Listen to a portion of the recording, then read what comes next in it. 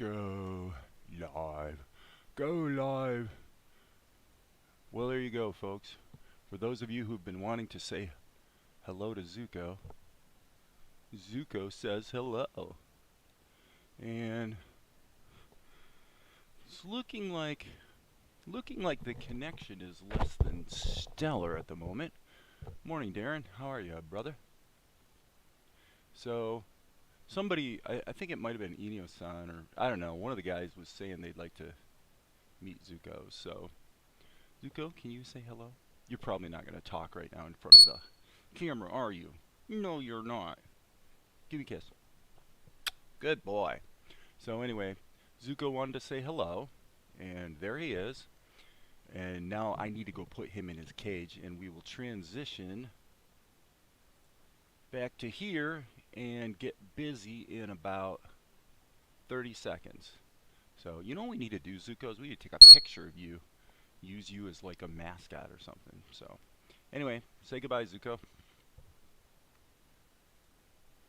Be right back.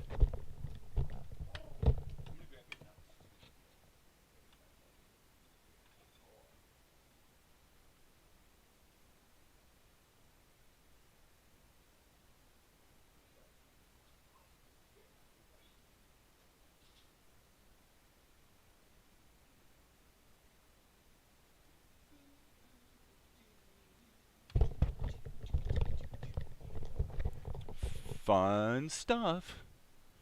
Yeah, he's real. He's not just the mythical bird. Um, and in fact, I've been um, when he went through puberty, essentially, which was about a year ago, he started getting a little nippy, and so I was not getting him out and handling him as much. They tend to go through a phase where they decide who their mate is going to be. Essentially, is what they're really doing, is figuring out. And you never know if it's going to be the man or the woman. And he kind of landed more on Valerie than me, although he's been pretty evenly divided between us. But recently, since I've been getting him out in the morning, he has actually started talking a lot more again, which has been a good sign. So, and they go through phases. So, all right, let's take a look at what is going on. I did a bit yesterday after I quit working. I was working on these shots right here with Tianara and Balder. I did make this amendment to this shot by putting him in a little bit more of a silhouette situation. I also noticed that all the shots of Tianara lacked the dot on the forehead, whatever you call that thing. So I went ahead and opened up all these shots and fixed that. I think all this was part of the live stream yesterday. I really don't remember where I left off, because I probably spent at least another hour later in the day. So this shot, I don't know that this shot made it to the live stream yesterday either, but this one came out pretty good. And this is actually where we're going to be starting today. So that guy is so annoying. So we're going to just get busy and rock and roll.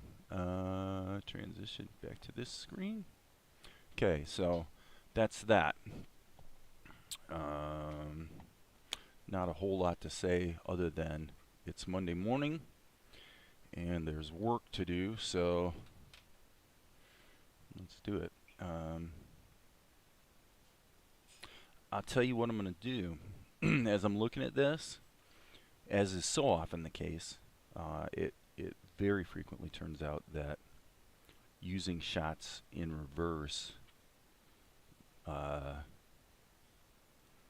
is quite useful. So I'm actually going to do that here. I'm going to grab this block. So I'm click, shift, click again, and I'm going to grab the whole block, drag it back to here, and then right mouse click, mirror frame. So just reverse them. And I would say we could probably grab these two and move them downstream. You usually want to have that little bit of a buffer at the beginning of the shot anyway. yeah, I think it makes sense for her to um, to sort of sit back up, with the caveat that it appears to me well, actually, let's bake in the dot. There's no reason for that dot to be on a separate layer. And now let's save this under the number, I'm looking at my timeline, this would be shot number 289. So according to the timeline, she's actually still in this sort of sulky, leaning on her hand kind of thing. But I'm overriding that at this point and saying that it will actually play better. It will play better if she actually just sits up like this. So the problem I see, other than the fact that we need to save this, so I'm going to save this right now as number 289. Boom, boom, boom, boom. Save that. And it's also being saved as a Krita file. So now I need to go in and make one little change right here. Let's go grab the G key. So we've got the freehand path tool, and this girl needs a little bit of a neck. I would say something about like that. Okay, and now with that, let's grab the brush. So right mouse clicking, grabbing the pencil, hitting the B key so the pencil is invoked. And obviously I see a little bit of an issue there on her skin that needs to be fixed up. No big deal. I would say that I can probably just color in with the brush. So it appears that insofar as my YouTube content goes, it appears that this live streaming is turning out to be a bit of a win.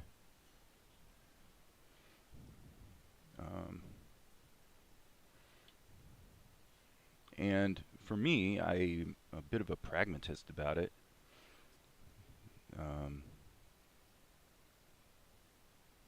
My YouTubing it'll be a long time before it catches up with my day trading. I'm kidding, sort of. I'm kidding, sort of. I don't day trade. In fact, my investment strategy is extremely conservative and kind of follows the Warren Buffett mindset of focusing on growth. However, life on hoping that sort of thing will happen, but it's always fun when it does. It's very rare, very rare. But day trading would be kind of fun and interesting to try. You know, the problem is that the value of what a lot of people don't understand about investing is that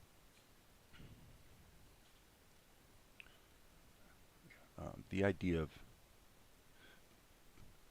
gaining wealth based on price movement is fundamentally insane, because it's completely subject to the whims of the marketplace, and it's all opinion.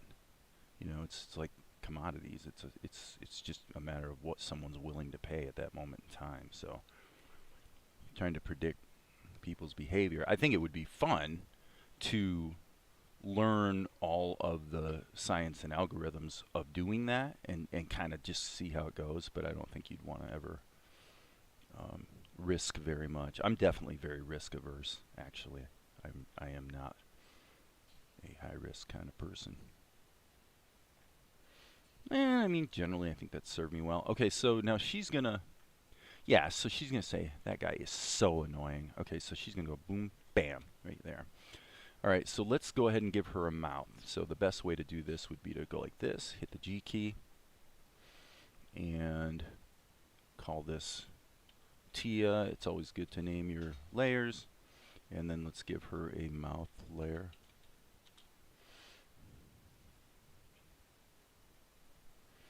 And let's, looks like we're waiting for, oh, okay. Looks like we disconnected briefly. Dizzy. Yo. So, what is a good investment strategy? The best investment strategy by far, and I mean this emphatically, and I speak from 30 years of experience, the best investment by far, the biggest gains will always come from just starting your own business. By far. You know, you can turn $1 into $2 pretty quickly if you've got something to sell. So you're never going to, I mean, basically you're never going to have an investment strategy that's going to be as effective as what you can do by having your own business and developing your own business. Okay, so she's going to say that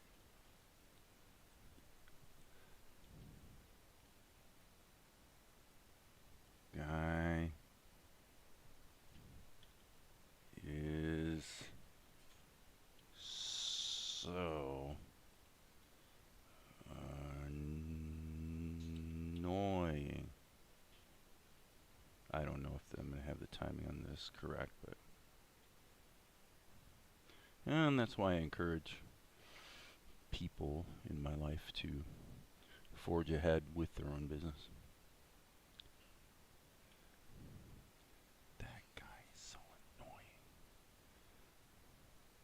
That guy is so annoying. Yeah, I mean, that's about right. So, there we go. Unbelievable. Here we are. You know, and I need to start tracking this. So we're basically 15, 16 minutes into the live stream, and essentially this shot is done. So annoying. Okay, so I could maybe try something here with the Tia layer.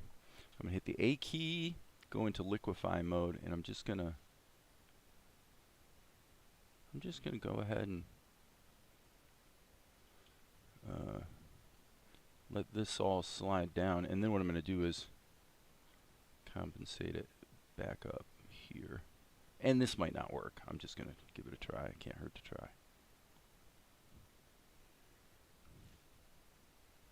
And I think it worked. That guy is so annoying. There we go. Excuse me. Sorry about that.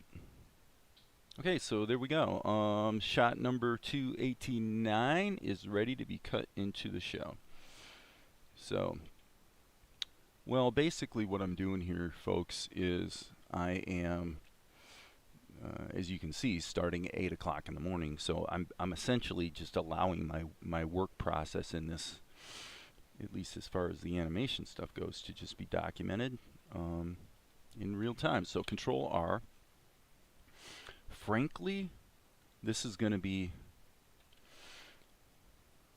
a little less efficient than if I was not live streaming, because I actually, to a degree, I harm myself by talking. Now, if I just ignored you all, which I could do, I suppose, if I just ignored you, then I'd probably actually get a little more work done. But it's all good. Okay, so we want 289. Where are you, 289? I see you. There you are. And let's grab that. We're going to open up a sequence. The sequence is to be read as being 8 frames per second. We drag it into our timeline. Make sure that no resampling is going to take place, so that Vegas doesn't try to interpolate frames between every third frame, essentially, because it's taking an 8 frames per second image sequence and playing it back. Actually, the opposite. It's a 24 frames per second timeline, but it's playing this image sequence at 8 frames per second. So every 3 frames of the 24 per second, it goes ahead and switches. I guess that probably makes sense. Well, this is pretty cool because I'm finding the more of this I do, I think you'll find the same with your own work, whatever it is you do. The more of it you do, when you just dive in, my recommendation to animators, and I'm very much giving this advice to myself, is quit dinking around with switching between softwares to try to figure out which tool is best, because they ain't no such thing. Rather, just get some real work done. Even if it's just 1 minute or even 10 seconds of real animation of something. Do something that you actually finish. Because it is the thing that is easy to overlook, and it's actually, again, one of the reasons why I am simply live streaming, documenting this process, is that this, you can find speed draw and videos on YouTube where it's very emotionally exciting. It makes it look fun and exciting and easy-ish. And it's very inspiring, and the inspiration's a good thing. However, it's not true, actually. It's not an accurate rendering of what really has to go on if you want to actually finish some real work. So I'm actually keep saying the word actually. I sound a lot like the AMB animation guy, and I was actually looking at his, because I've been a little critical of him because he banned me from his channel. As that's something I've mentioned before. But you know what? I was looking at his channel yesterday or the day before, and I gotta say, his work has improved, and as far as the actual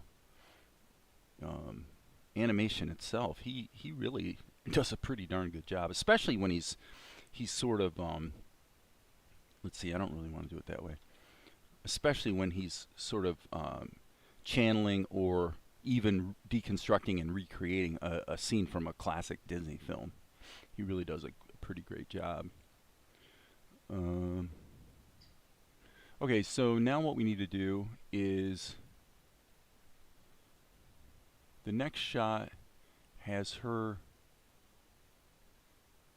turn. I should probably transition back over here. Okay, so she's sitting there like this, and she turns around and sees what's going on up here at the door.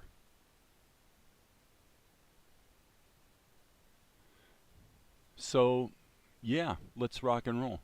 Okay, so what I'm going to do is I'm going to, up here in the storyboard, I'm going to grab this, which is 289A. And that'll work. And then I'm just going to simply, and by the way, we'll call this SB for storyboard. Okay, I'm going to add a layer, and let's call it PT for pencil test. All right, so we'll turn this down. And the reason I went ahead and added a layer immediately is so I can go ahead and hit save. And the fact that there are 2 layers triggers Krita to give me the option of, and actually this probably shouldn't be transparent yet. Krita gives me the option of saving it as the ping that I initially dragged into Krita, but also saving it as a Krita file. So, as I said, me explaining things like that is why the whole process is definitely a little bit slower. But let's get on it. Okay, so here's what we're going to do. I want to think about this process as generic terms as possible. Meaning, I don't care about characterization. I don't care about anything except the actual timing, because it's the timing of what's going to be done that's going to give me a clue about the work that I'm going to have to do. Okay, I know she's going to turn and look. So let's just speculate. It's probably going to be like 1, 2. This is probably going to be about a 4-second shot. So let's give it 5. 5 times 8 is 40. Okay. So now, here, just to make life a little simpler, I'm actually going to put a keyframe on the, let's turn, okay. So now I'm going to hit the G key and the E key. So I'm in erase mode, and I'm just going to get rid of this. And then back here, I'm going to get rid of this. So I've effectively split my storyboard into 2 keyframes. Boom. Okay, yeah, this is one of those instances where we really want to let this breathe a little bit. So I'm going to save that. And I need to be careful, actually. This is an important point. A month ago, 3 weeks ago, 2 weeks ago-ish, when I looked at my script, I was basically 4 pages off my script. So in other words, the content that I had animated was coming up about 4 minutes short. And as of today, I'm only 2 minutes short. So that means that as I've been developing through the storytelling here,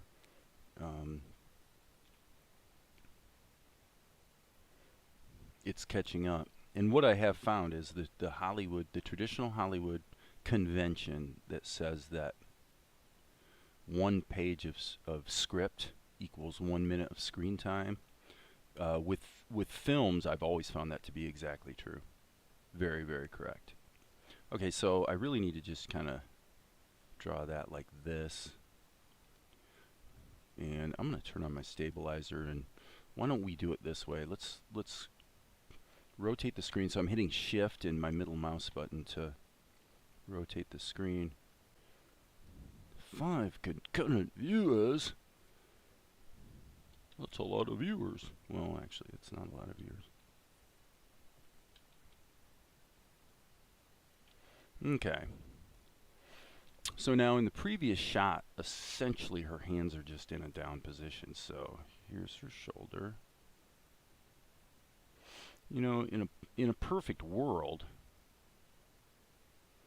this is actually what would happen, is you'd be able to just see it so clearly in your mind that you can just go straight to the finished art. I do look forward to the day that's the case.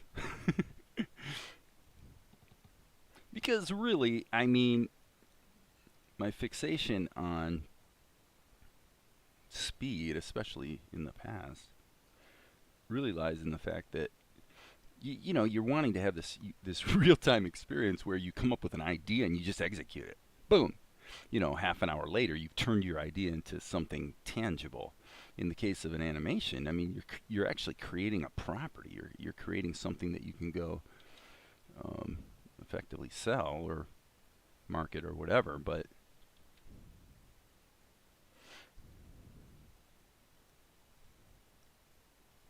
okay, so I want to think about, actually, let me do one thing here. I'm going to do this. Yes, I'm going to do that. Okay, so now what I want to do is, again, this is where I'm really going to try to visualize. Okay, so she's got a little bit of a bosom.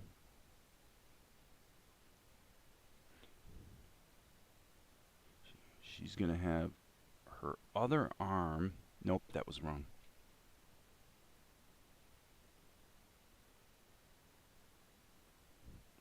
Like that, and then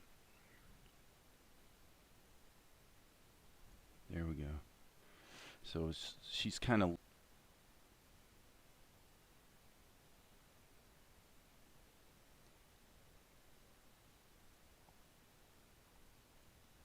no, that's not quite right.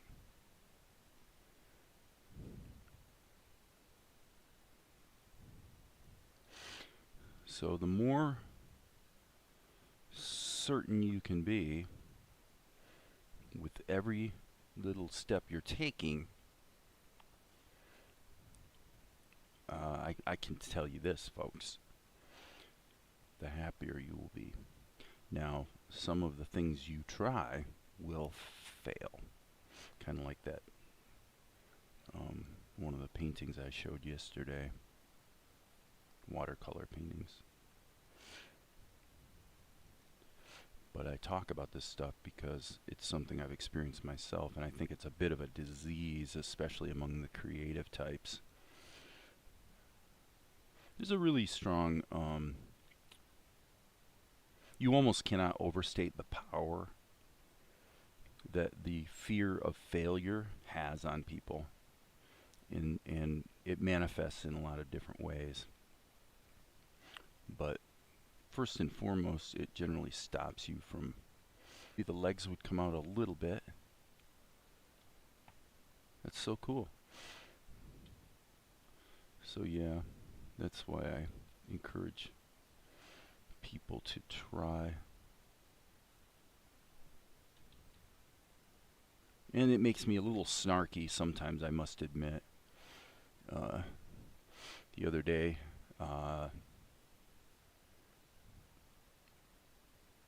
one of my friends was mentioning his show, or his creative concept, let's say.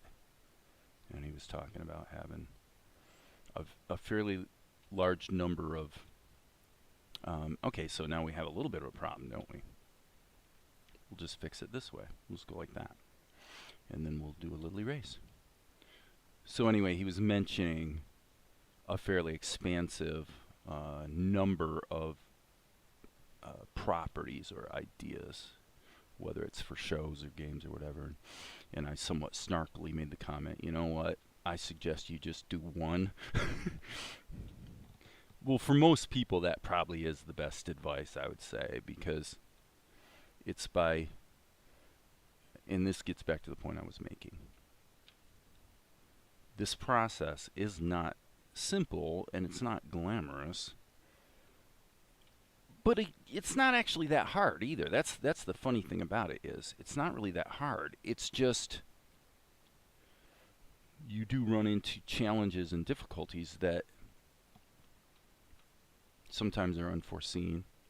But my point is that you actually will never know what those problems are. You'll never know what it really takes to complete a scene or a shot or a show until you finish a freaking shot or a scene or a show. And my contention at this point in my life is that no matter how hard you try, you cannot predict what the difficulties are going to be. You can't predict what the challenges will be. You can't predict what's going to go wrong. And so the best course of action is to not try. Don't try to predict. Just go. Just do it. Let's see here.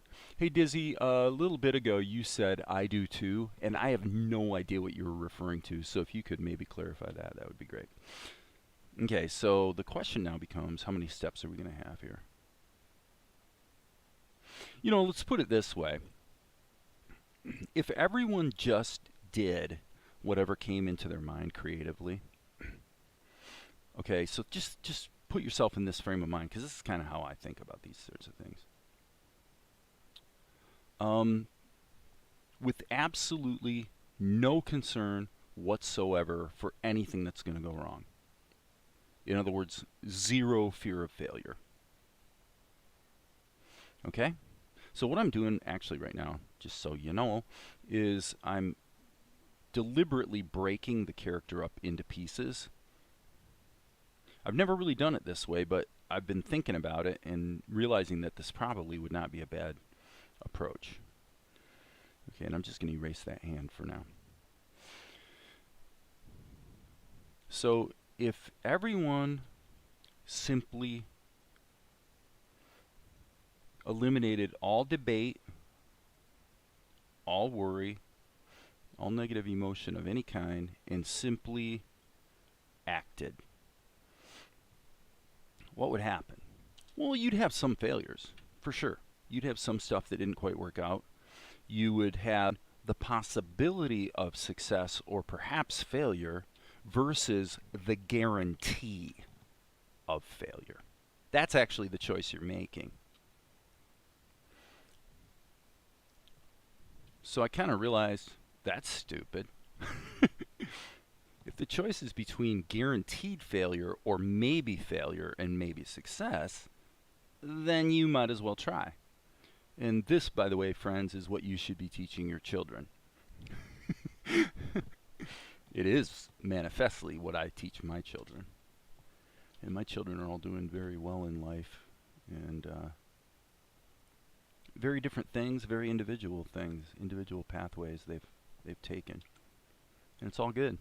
Okay, so I'm turning the stabilizer off, and I want to look at this key. Okay, so we got this line here, so let's just kind of go like that. So I'm finding this is quite helpful a lot of times, is just don't bother with trying to close the gaps. Just get the connecting, you know, the connective tissue figured out.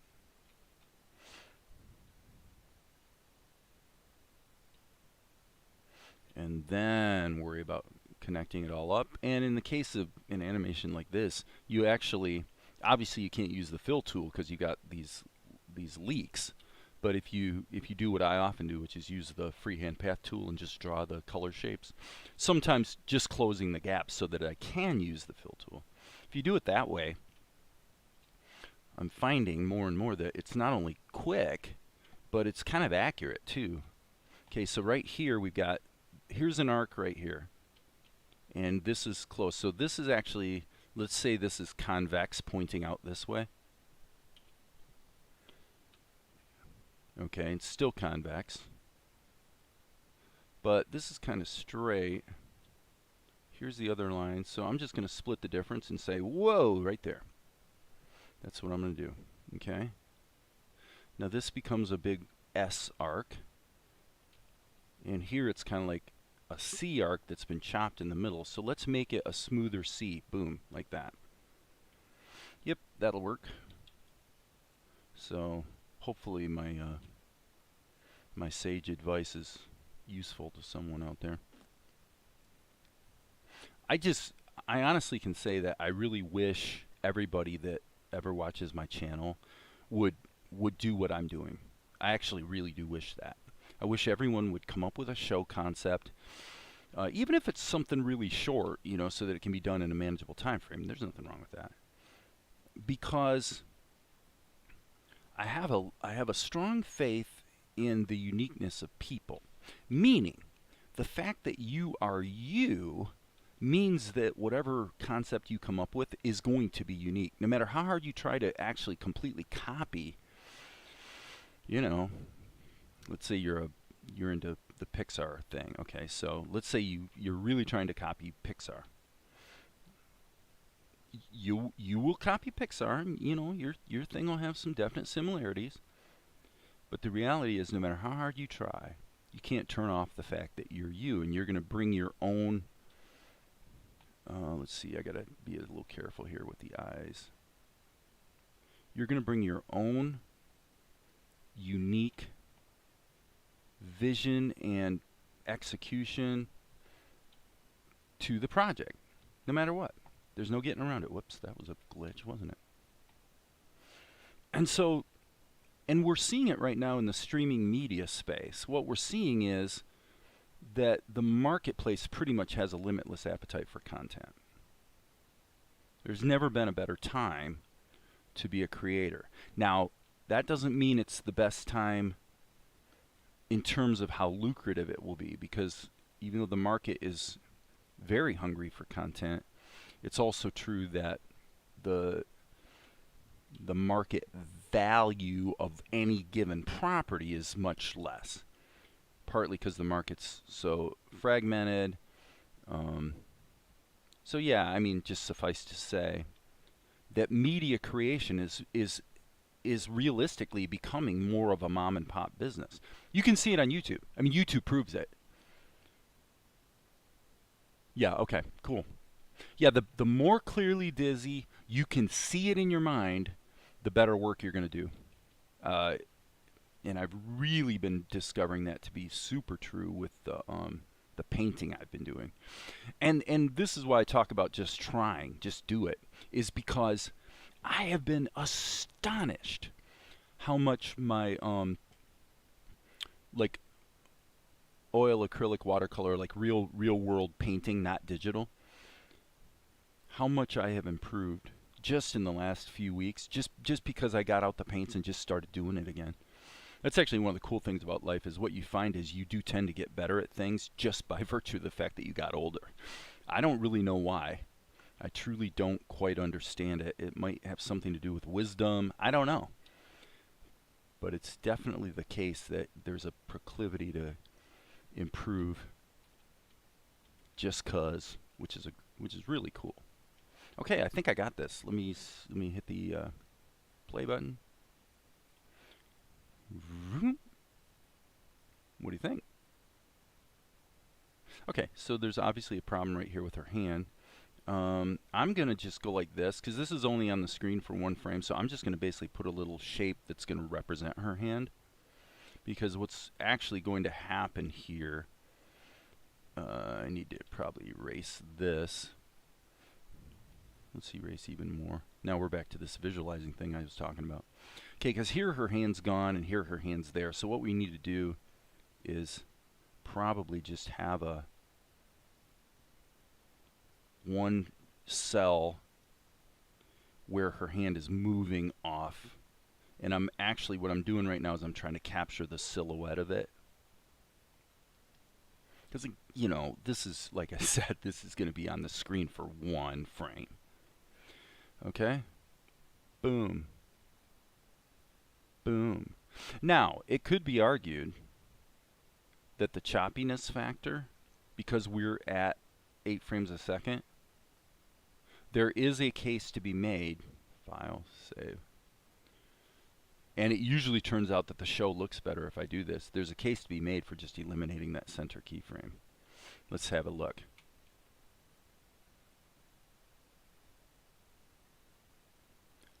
In my opinion, okay, you guys weigh in. Weigh in if you would. Do you agree with me?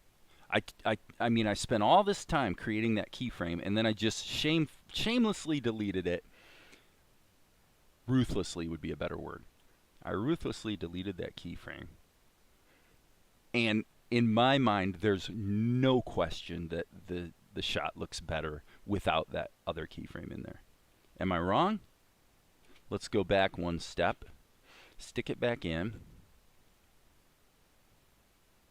See, there's a choppiness factor there. And it happens at 8 frames a second because 9 times out of 10, in order to resolve the action, like, see that? In order to resolve the action to real life, in other words, have it move at the speed that a real person would, or at least at the speed that, from the standpoint of a performance, looks good. It's actually the reason why I like working at 8 frames a second. It enforces a certain pragmatism because you have to actually start taking stuff out and throwing your work away. If you're going to be honest and go, you know, I hate to admit it, but it actually looks better when I do less. Anyone disagree? Yeah, okay, there you go. See? That's what I thought. So, I'm taking it out, baby. Now I need to add another frame so it still saves as a Krita file.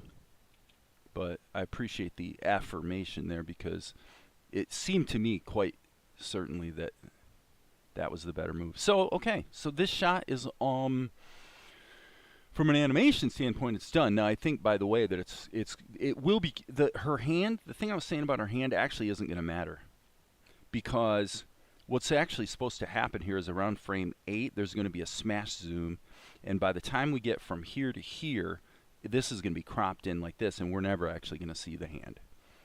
So, at least that's what the storyboard said.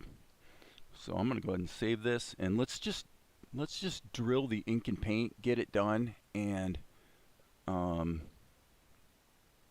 keep moving on, man. All right. So now what I'm doing here, whoops, I didn't mean to do that. Sorry, guys, that was a boo-boo. I meant to drag this in as a new layer. Now, I guess technically I didn't need to. I guess, come to think of it, I could have. I could have just left it in a separate document because I still can sample colors. But anyway, that's all right. What I'm going to do is go to Tia here.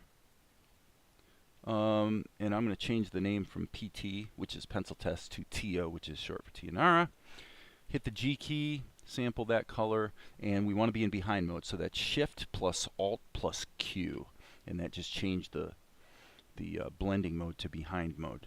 Okay, so now what I'm doing is I'm looking at this, and actually I don't see any leaks. So I'm going to hit the fill tool, and by gum and by golly, it worked. Now here, I'm not going to be so lucky. So let's just patch these guys. Patchy, patchy, patchy. And fill that. Awesome. Let's go back to this one. Think we're safe? Yep. Rock and roll, baby. Let's keep going. Okay, so yeah, she's kind of got that darker olive skin. That seems a little dark to me for this shot. I want to have this be slightly lighter. Yep. And then that way we've got a little bit of range for doing the whoopsie poo. Little bit of range for doing the shadows. So we're in behind mode, so that means we can't accidentally cover up the color that's already there. So let's grab her hair color, and again I'm going to go slightly lighter on the hair color. And another thing I'm going to do here is I'm just going to go like this in order to close in that hair zone. Okay, and here again, because I'm in behind mode, I can go like that, and it'll just fill in any languishing gaps that might exist. Here, the hair thing probably doesn't matter, so I think we're good. So now what we want to do is take this, and I would say let's just go ahead and go to a darker color version of that. Boom, boom, boom. Dudes, we are freaking flying here, are we not? Yes, we are. We are really screaming. Hopefully we won't bump into any leaks. Well, when I'm careful about my painting process, okay, so I'm going to hit the G key. It tends to pay off. Okay, so now I need man. Yeah, so I don't know how long OBS just disconnected for, but it certainly was long enough to be annoying. Okay, so I'm going to turn on alpha lock, which is actually called preserve alpha. And I'm going to go to about 10-11% on my shadows. Now let's keep in mind, she's backlit by the sun. Okay, so what we're going to do is we're going to give ourselves 2 layers of shadow. So I'm hitting the G key, and we're not going to be in behind mode. We want to be back in normal mode because we're going to paint over. But we've got it opacity at 11% and preserve alpha. That means that I can draw a lasso like this, and as you can see, the coloring will be limited just to her. So let's go ahead and deal with the stuff that's definitely got to be in shadow first. We'll just kind of do it one piece at a time, assembly line fashion. Okay, and here I would say something like that. Okay. Okay, we got a little problem here. So hit the fill tool, turn off lock alpha, behind, okay. Just needed to make that quick correction. And okay, so I would say, oops, that's not the color we want there, folks. I'm going to go like this. Get a little shadow action going on there. Little shadow action going on there. So whatever it is you think you want to do creatively, getting back to my earlier lecture, my advice is get busy. Get busy and finish something. And that will give you the momentum to continue forward. Okay, so now what we're going to do is we're actually going to go like this.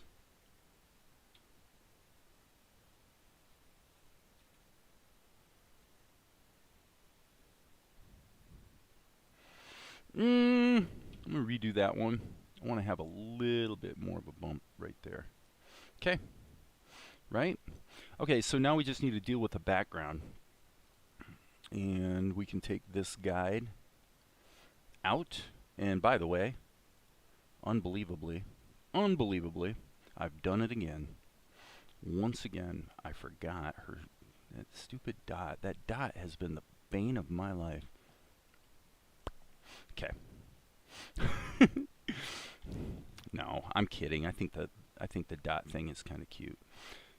I think TNR is cute. I think she's adorable, actually. I actually find her adorable. I'm gonna do one more little tiny item right here.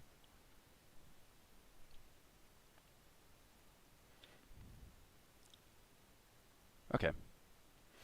Background. Okay, so let's jump up to well, actually let's jump over to here and see if we can get some perspective. Okay, this would be a good way to look at it. Okay, so you can see that what we're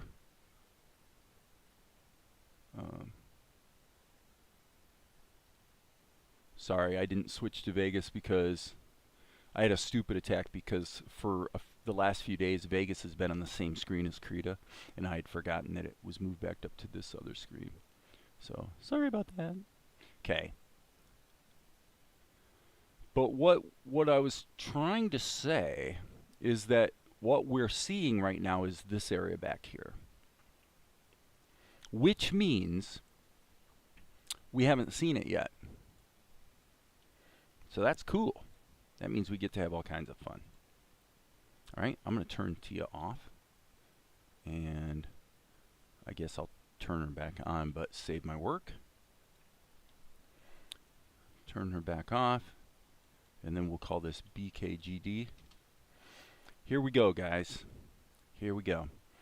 I'm picturing TNR in the picture, and I'm just gonna rock and roll here. Okay, I'm gonna jump to behind mode.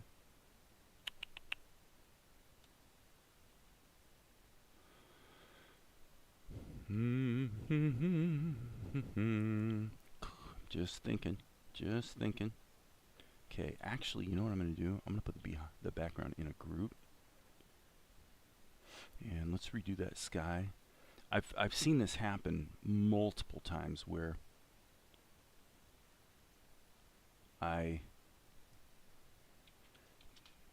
there always turns out to be a reason why I wanted the sky in a separate layer.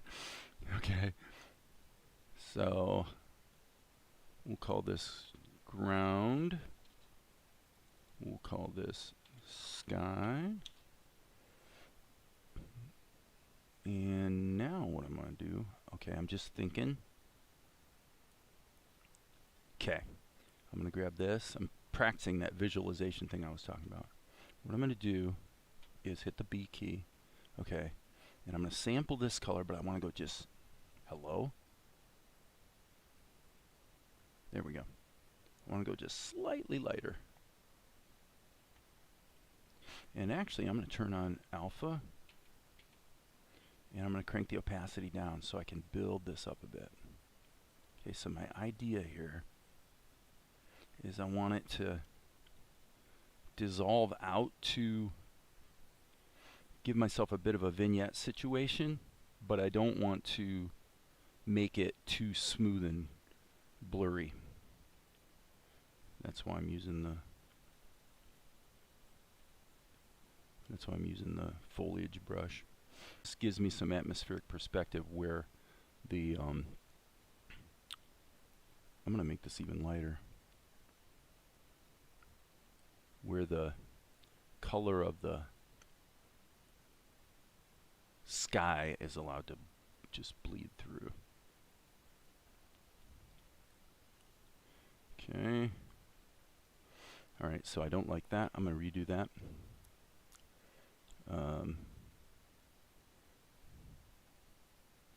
I guess it'll be okay if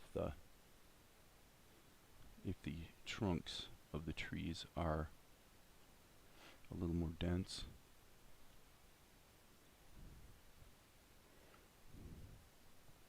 So I don't know if that made perfect sense, but what I meant was, oops, that's not what I wanted. I need my regular brush back.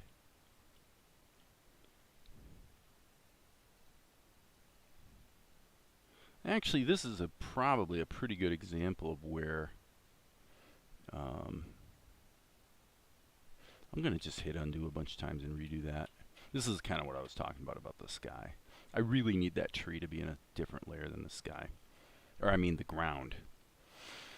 Okay, so we get the ground in front of the tree, and I actually do want the trees to be in the background. So what I'm going to do is I'm going to go like this, and I'm going to go ahead and let that have a little bit of a scratchy characteristic to it.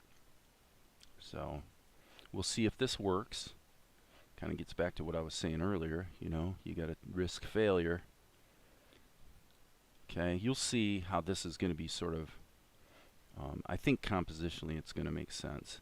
So what I'm going to do is now I'm going to go ahead and, okay, that was not supposed to happen. I'm going to slow way down. Stop. Yeah, everything's going wrong right now. Everything's going haywire on the interface.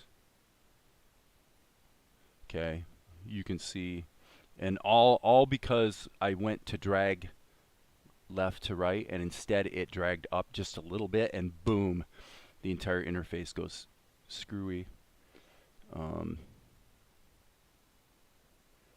I will tell you that's actually one of the reasons why I'm not actually a huge fan of Qt. See that? Look at that. That's insanity. So I'm going to drag this out, and then hopefully if I drag it back, like, I don't want it there, I want it there. Yeah, by dragging it back, that got it back under control. But yeah, in the realm of software development, I am not a huge fan of Qt. Yeah, it's got a lot of advantages for sure, but basically,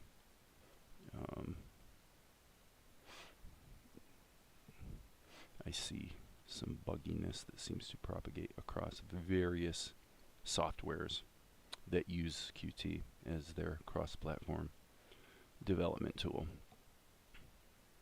To be fair, on balance, it's actually awesome. And it's been around for a long time too, so it's pretty mature.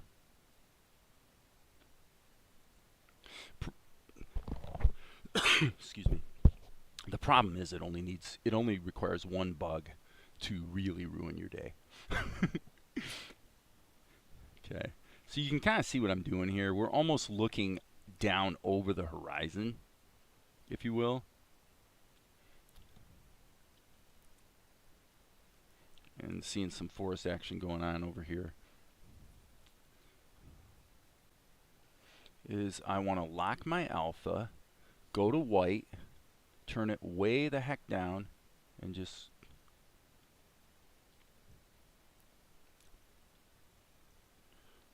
give some snow caps to the mountains, baby. Alright. Then let's add another layer. And thank you, Krita, for these very interesting brushes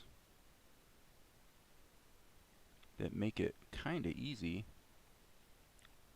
Actually, I'm going to retreat from what I just did. Okay, let's consider, by the way,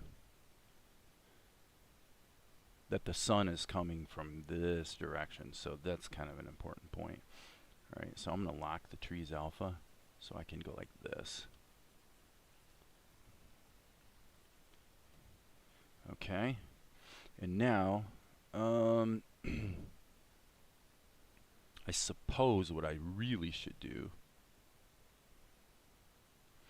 is on the ground. I guess if you really want to be safe, you do it on another layer. So I'm just going to go like this. Okay, and I'm going to just bite right into this like that. Okay, and then we'll take this, just kind of turn it way down like that. That feels pretty good. Let's take our blur brush and just kind of soften that out a little bit. Probably the interior of it is what should be softened more than the exterior. Okay, looking for comments. There are no comments. Everybody seems to be just chilling out this morning. That's good. Where are the trees? There's the trees. So we're going to start labeling our layers so that we're not acting like boneheads. This would be MTN. And the good thing about being on, you know, separate layers is obviously you can really dial stuff in. Actually, what I think would make the most sense with the mountains would be to make them a little bit bolder. Okay, like this. But then let's take the let's take our airbrush, turn the opacity way down, put it in erase mode.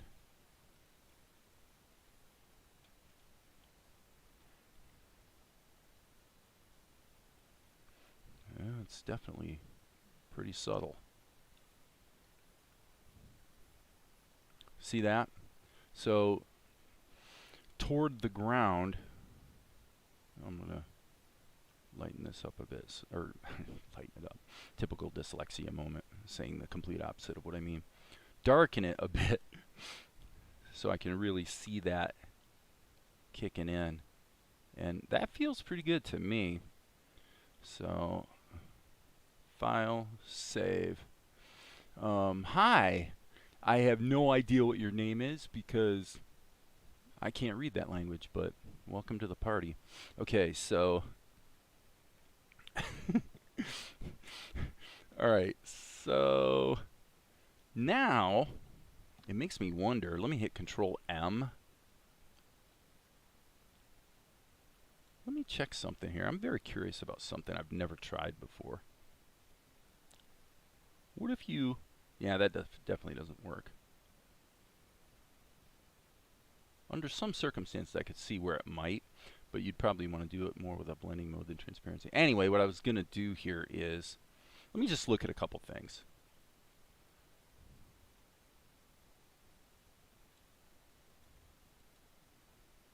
I would say that's a win. And I would say that might be a win. So what I'm going to do is I'm going to create it as a filter mask. That means I can turn it off and on at any time. And I also can right mouse click on it and go to the properties, and I can adjust these curves anytime I want. So here she goes. Boom. That's looking good. And remember, we're going to have that smash zoom. Okay, so the only thing I'm really disliking kind of a lot is my trees. So let's do a little fix up here. Let's hit the B key, go to our foliage brush, grab this, and actually I want to grab a lighter. Okay, and now what I'm going to do is lock the alpha so that when I go lighter, it is going to limit it to the actual area in which the tree resides. So I'm going to go to 50% opacity, and what I'm going to do here is I'm going to allow the sunshine to grab a bit of this tree action. Okay, and now what I'm going to do is actually go back to a darker color and just introduce. Yeah, that's cool. That's cool. Why, that's a background that would even, you know, Ed Tadeo might like that background. I don't know. He's really good at backgrounds. Really good at backgrounds. Tree shadows. Oh, sorry, folks.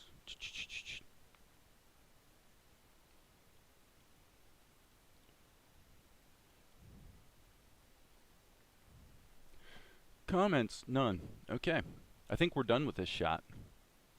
Perhaps, let me see. The sky, it looks like the clouds are baked into the sky. I'm going to add another layer and go ahead and do a couple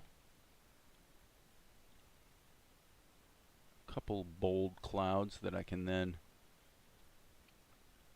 dial in and out like so. I think we're done with one tiny caveat. This paint layer here doesn't have anything on it, so I'm going to call it Vig for vignette, V-I-G. Grab my big ol' airbrush, and I'm actually going to just hem her in a little bit, like so. Okay, now let's just check something here. If we jump to overlay mode, pretty subtle there, folks, pretty subtle. Let's turn it up very little, duplicate it, put that one in normal mode.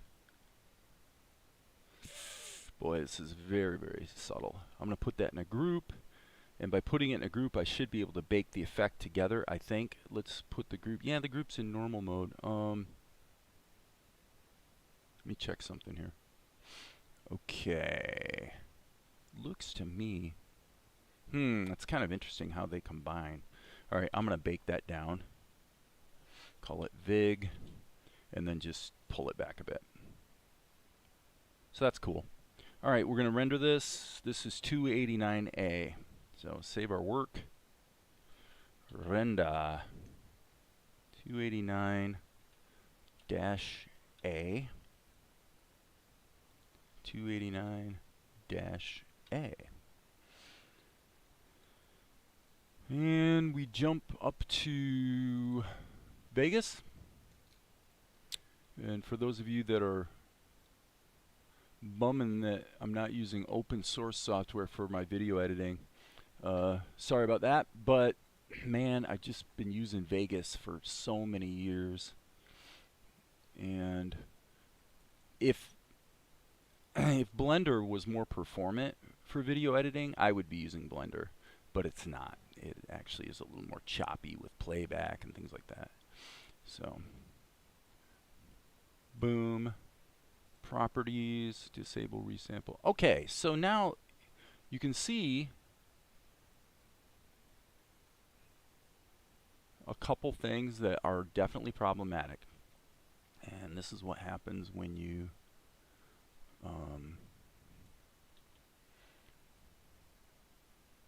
okay, stop. Control Z. Control Z.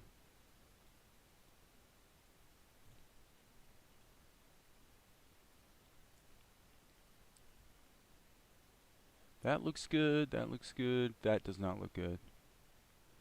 Okay. These outlines are too bold, number one. The overall color cast is too strong. Well, that's what happens when you get a little carried away with your color adjustments and whatnot. So that's okay. Let me double check this. Probably the vignette's okay. I'm going to turn it down a little bit.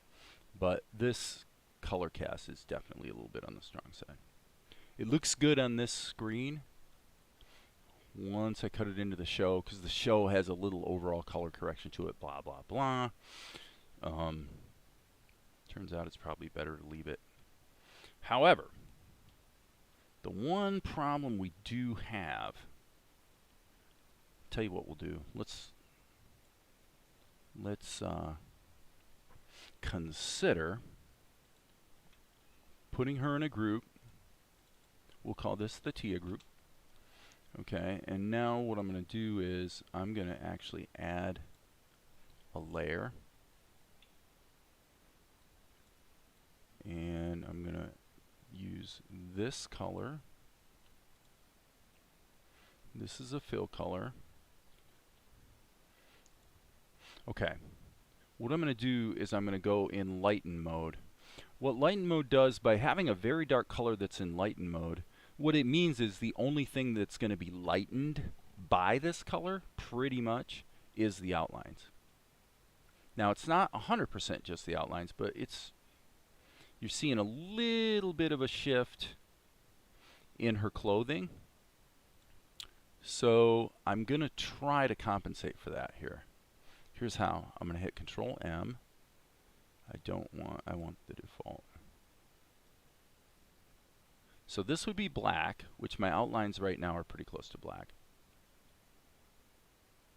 So let's just split the difference to that and see if that helps.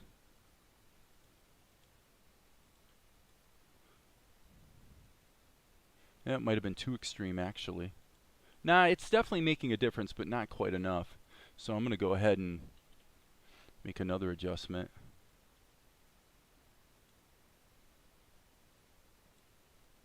Yeah.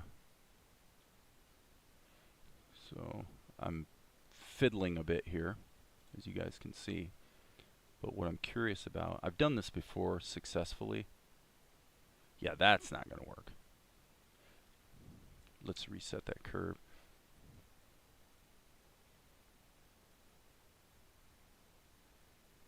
So what I'm trying to do is find the place where the adjustment starts to affect the other colors. And I think that's probably about as good as I'm going to get. So that's fine. I'm just going to get rid of this color adjustment for now, and I'm going to bake this down to a single layer. So that lightened up her outlines a bit.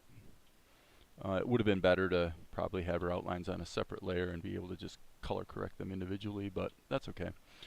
So let's render that. Okay, so now all of a sudden the chat has gone crazy. I have a question. Why do you use Krita to make animation? You know what's funny? That seems to be the question I'm getting more than any other question. You know,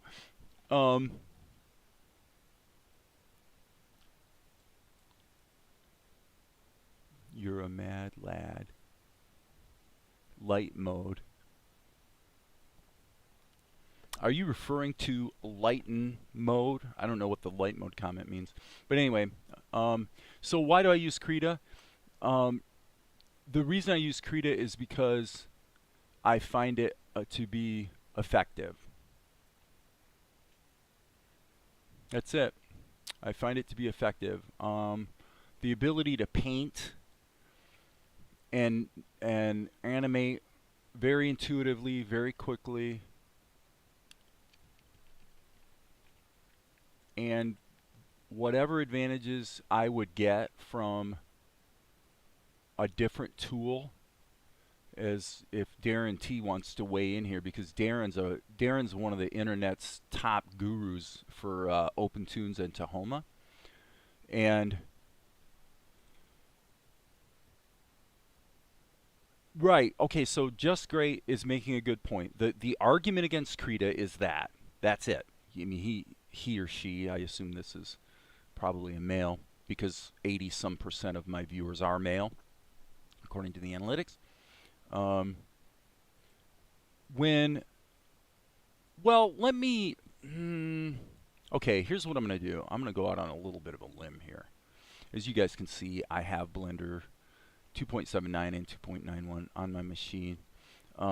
Just to be fair, I'll pull up 2.91, and let's just do a quick diversion, just because it's nothing but fun to do so. Okay, so, and for some of you this may bring back some memories, but this show, which is a work in progress, that I stopped work on temporarily in order to focus on this show. Okay, this was done almost, certainly more than half. Like this shot right here was done in OpenToonz. At least more than half of this was done in OpenToonz. This is all OpenToonz. Now, a lot of the shots were done in OpenToonz, and then later, like this one, I know, later were redone in Krita. And the reason was that, like, this is a great example of that. Because what I found was that Krita made it, I can just paint, you know, I can just cut things apart and then just paint in, you know, the patching the holes that you create. And so if you need a camera move, like there, the camera followed him. Okay, if you need a camera move, yes, you're definitely going to have an easier time with OpenToonz or Blender. Krita is absolutely easier for shading. The fact that the blending modes all work all the time. Um, in other words, like this shot was done in Krita, I know. Um, that shot was probably done in OpenToonz and then redone in Krita. So what's really shocking about it is how many times I have found myself doing these shots and then I wind up redoing them in Krita. Shots that were initially done in OpenToonz. My general practice nowadays is that if I need to pan the camera, okay, if I need a 3D camera move, I'm almost surely going to do it in Blender. Okay, almost certainly I'm going to do it in Blender. Okay, so if we go back here, you're going to see probably actually the quintessential shot is, it's coming up here, hang on, right here. This shot was done in Blender. What I did was, it wasn't done with grease pencil. What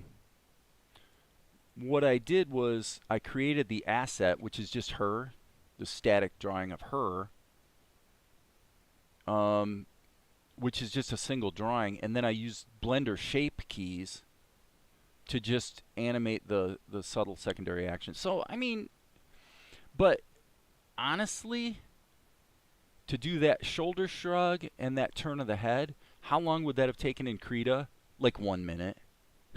You know, the truth of the matter is, where Blender helped me was really with this part where she's walking forward. And again, if you're going to do a... This is actually a little bit clunky in Krita. Okay? Here you got a character that's doing some stuff, and on a separate layer you've got this looping animation. So in Krita you would have to duplicate the keyframes over and over and over for the full length of the shot. In Blender, you can map two frames to a plane. You can map them to a plane and then just call it cyclic or cyclic, and it will loop. So what you get when it comes to the Krita versus OpenToonz versus Blender argument, what I find over and over is that you trade more powerful tools in regard to animation, such as tweening. You trade that for time spent setting up and preparing your workspace and getting ready to execute. What I found in practice is that in Krita, I can just execute. If and I'll give you one example right now. And then I'll get back to work on the actual show here because I want to get to my next shot. Okay, if I needed to animate her more, let's say. Let's go to the Tia layer. So this is convenient because of Krita's strengths, all of the color and ink and everything is baked into a single layer. So that's convenient. Okay, so if I was going to move her a little more, I say that movement's not exaggerated enough. Well, if I want to move her head back this way and arch her back a little more, okay, I could do that in Blender with shape keys. I could do it with the OpenToonz plastic tool. Absolutely. I am well versed with those tools. Or I could go like this.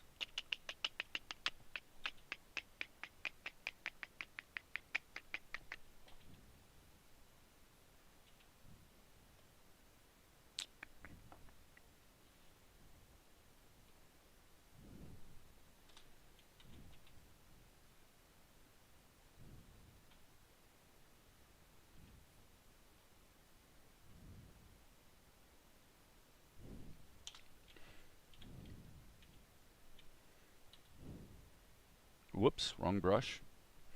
Sorry. B,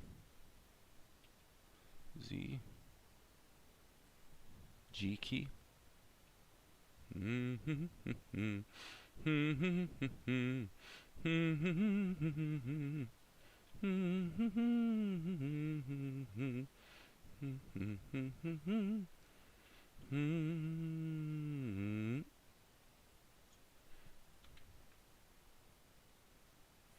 Okay, so admittedly there's still a little bit of correction to be done, tightening up the outlines. Okay, and she needs a line right here, so let's just hit the B key and maybe just do that. Okay, now I'm a little regretful because I actually did all of that in, I'm gonna see if I can salvage that actually. But you get my point. You know, you gotta clean this up now. Down here there's a little bit of a problem. So okay, here's the G key. We'll actually just kind of go like that. Leave it at that.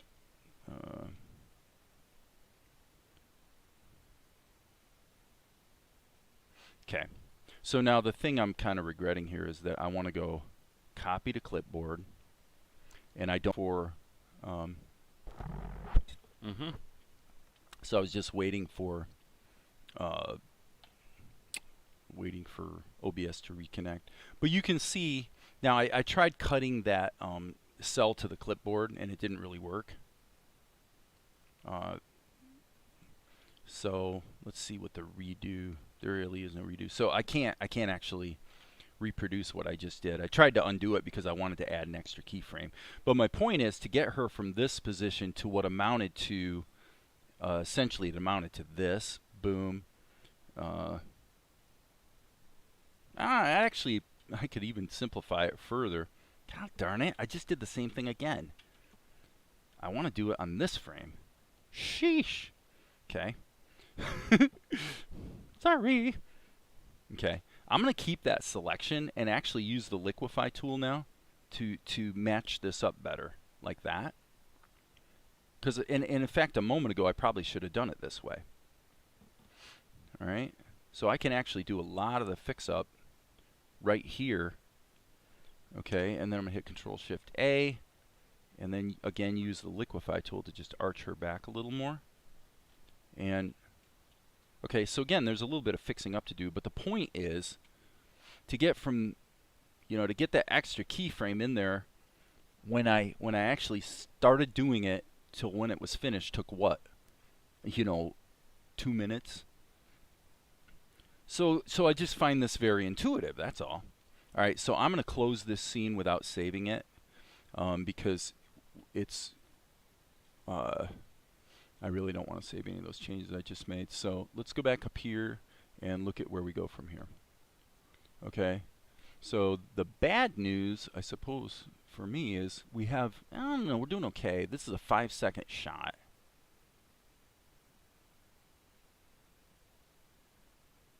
Yeah, no, it's not a 5-second shot. Boom. Boom.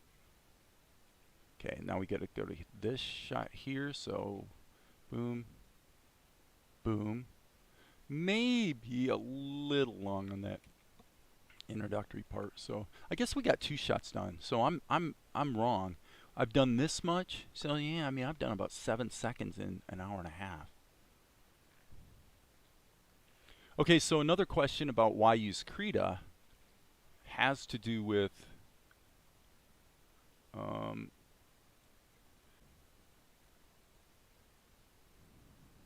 wow. Yeah, OBS. I just looked and it's disconnected again. It's like, really? That's pretty sad. Pretty sad, people. Okay, so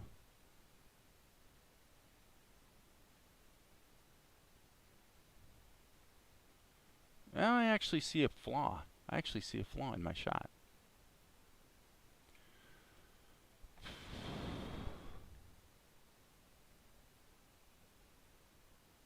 She's in the up position here because I had her stand or sit up straight. So annoying. So I'm going to try one thing. I hate to lose so much to editing, but it is what it is, and if it plays better. So she's in the up position, so I've either got to correct that or just lose a little bit of the shot that I just did. I'd rather lose a little bit of the shot that I just did because from an editorial standpoint it seems to be working. So Balder, jerk that he is, marches off. So annoying. And then she just turns her head. Let's do that. So I'm going to have her turn her head. And I would say the timing on that is probably pretty close. So now we're here, and what I need to do is grab this. I think we can reuse that background. Pretty sure. So 289B is what we need to look at. So let's get to it. I'm going to look at my storyboard here and see what we have from an assets standpoint. I'm actually going to take this and drag it into the new shot. And then we're going to modify it and turn it into the shot that I'm about to do. Okay, so here's how we're going to do that. All right, we got a flat layer, and what we need to do is turn this into 289B. So the first thing I'm going to do is add a layer, and I'm going to do a file save as. File save as 289-B. Ping. It's also going to get saved as a Krita file. So now I'm going to go B key, and I'm going to go back to my foliage brush and paint her out of it. Okay, this is going to be cropped in considerably, so we don't need to worry about Balder down here. I'll cover him up just so if you're having a cow about him being in the picture, that'll set your mind at ease, but the reality is it's going to get cropped out anyway. Okay, I'm also going to crop out this, or I should say paint out the okay, so what do you do when you've got a texture baked into your sky, because your sky's a gradient? Well, what you do is you grab your blur brush and you just make like a blurry guy. Okay, so now I actually did all that on the other layer. Silly, silly me. Okay, so I'm going to hit Control E, bake that down, grab the background, and based on what I saw in the storyboard, I need to hit this, hitting, and that's the wrong brush. Actually, you know what? I'm going to try that. Let's see how that looks. Okay, now I need to probably erase a bit of it. Okay, so that's debatable. I'm going to turn that off and just redo it with a different brush.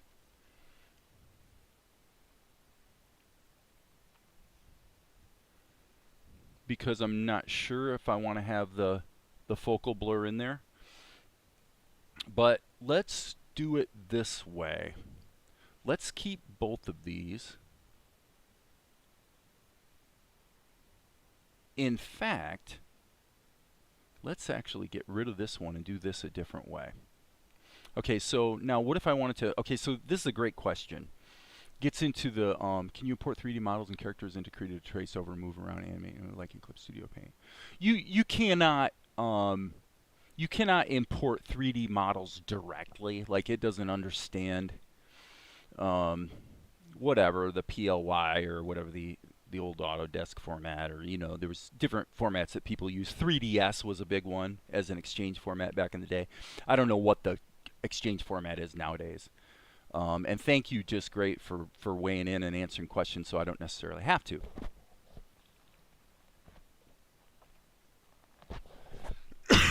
Excuse me. But you can, if I was doing that, what I would do is I would just take a screenshot of the 3D model and then jump into Krita and hit Control V and just paste in the screenshot and then trace over that. You know, that's what I would do. Now, if you want to be able to move the character around in Krita's interface, then you're out of luck. So I'm going to hit it. I'm going to add a keyframe here on Tia's layer. So we'll call this Tia. What we want to do is we want to keyframe a defocusing over time. Okay. So we're going to do what we're going to do here is a focus pull from Tia to the background. Okay. So we're going to basically wait 1 second, which at 8 frames a second is obviously 8 frames. And what we're going to do is we're going to add a filter to Tianara. All right, and it's going to be a blur filter. I think we'll try lens blur just to see. Let me add a ridiculously high number here to see. Yeah, that's not too bad. Okay, so I'm going to do 5. Let me see. Here's what we'll do. We'll calculate this somewhat intelligently. Okay, we want the focus blur to take place over, let's say, 2 seconds. So that's going to be 16 frames. Okay, so keep that in mind for a moment. Now let's say, how much do we want her to be blurred? Let's say 38. Actually, 32 would be good, because that means that we should be able to add a focal blur of 2. And if we do it 16 times, now I can just hit Control F. Let's see if this works. It's not quite working. I would say the change is not quite strong enough, so I'm going to hit Control Shift X and get rid of those keyframes. And let's just do it a little bit stronger. So let's go to, again, lens blur. I don't know if I've ever used lens blur, honestly. Let's do 5 and see how that goes. So I'm going to go Control F. That's better. So I'm just going forward 1 frame and hitting Control F so that it repeats the last effect. Okay, I would say for my taste, it's still not quite extreme enough, so I'm going to do it 1 more time. So sometimes you have to experiment, but this is one of those things that once you've done it once, you sort of figure out what works. And this will work, I'm quite sure. 7, 8, 9, 10, 11, 12, 13, 14, 15, 16. Okay, so now what I'm going to do is go Control Insert on the background, and I'm going to do the same thing with the background. Okay, Control F. Hello. Sorry about that, folks. There we go.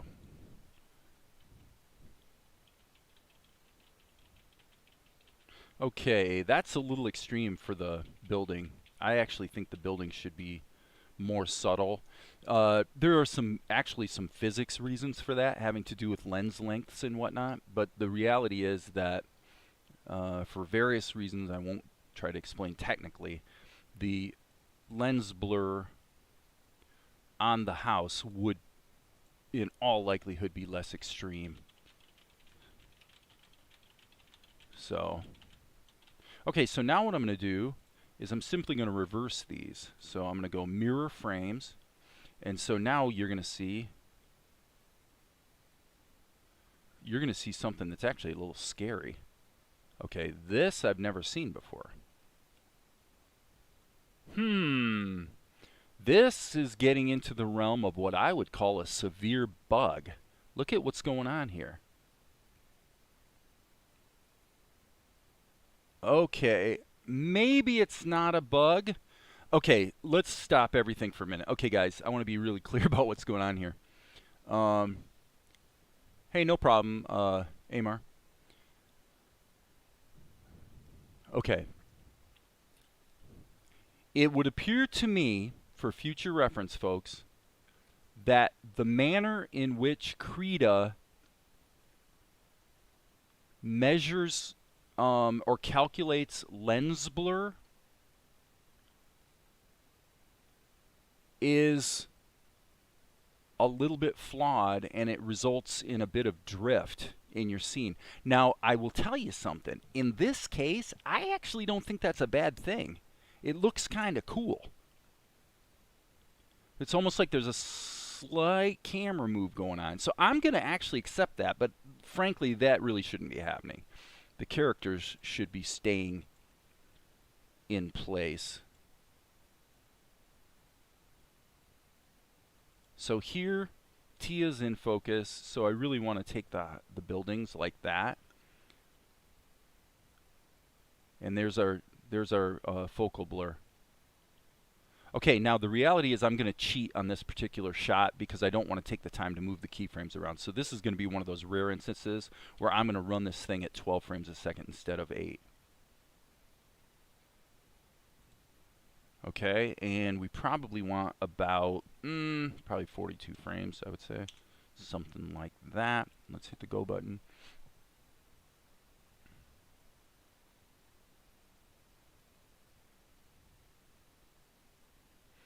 Okay, that works. Now we're going to need more than 48 frames. Did I say 48? I meant 42, but see, we're going to do the, let's see. Okay, the thing that's bugging me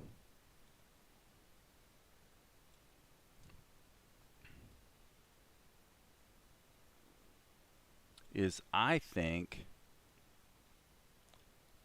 I want to actually ease in a focal blur here.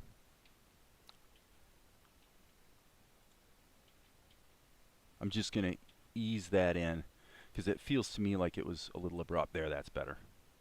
Okay, so this gets back to the why Krita and why not, you know, Clip Studio Paint, or why not name your application? Why use Krita? Well, I mean, I just did an animated focal blur over time, and if it wasn't for me fighting a little bit with you know, needing to learn the filter, you know, and its limitations, if it wasn't for that, basically doing this and then experimenting with the pacing of the blur, you know, it took a couple minutes. It's pretty quick and easy to do.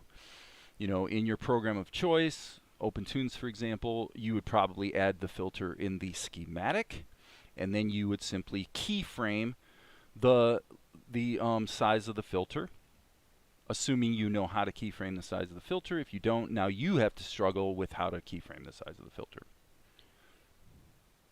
And we all have something that we have to figure out. So I'm going to go with, let's see, at 120 frames per second, let's just go with 96. I said 120, I meant 12. I just added a 0 for no apparent reason. Okay, Dave. All right, so there's the focal blur, and then what we need to do is see a little bit of activity in the foreground, and we'll call this baddies. Okay, so now this is kind of an interesting problem. I have to look at my script. Actually, I need to check something here. I want to make sure I'm not screwing this up. What looked perfectly sensible in the storyboard might be falling apart a bit because we've got Carliana, Balder, and Golek hanging out in the doorway here, and we've got her turn, look, sees the guys, and then there they are. So I guess it goes without saying that it doesn't make any sense to try to animate these guys into position. I think that would be stupid and kind of pointless. So here's what I'm going to do. I'm going to cheat in the biggest way. I'm going to actually take the next storyboard image, go back here. I'm going to grab this storyboard image. I'm going to take the S key, and I'm actually going to just draw a lasso around Golek, Carliana, and Balder.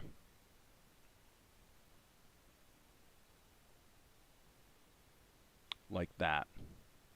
And then I'm going to hit Control-Shift-I to invert the selection and hit Delete. All right. Now I'm going to grab these guys, and I'm going to add the same rough-ish level of focal blur. Shrink them down. And smack them into the shot like this. And then we'll deal with the details when we cut to close. Look at that. How stupidly simple was that? That was easy. Alright, so here we go. I'm going to hit the G key, boom, and we'll stretch Golik out, we'll stretch Carliana out, and we will stretch Balder out. Now Balder, this needs to be raw. I'm really going to make this as choppy looking as possible just because it's so tiny on the screen that it just doesn't matter. Just as long as there's some indication of something there. Boom, boom. So let's just give her a little bit of shadow action. Let's give Golik a little bit of shadow action too. Just like that. Okay. Balder was actually in sort of a burgundy type colored outfit. So let's just add a little bit of chromaticity to him. And now let's take our blur brush. Ooh, that's a little strong, isn't it? So let's turn the opacity of it down quite a bit. Quite a bit.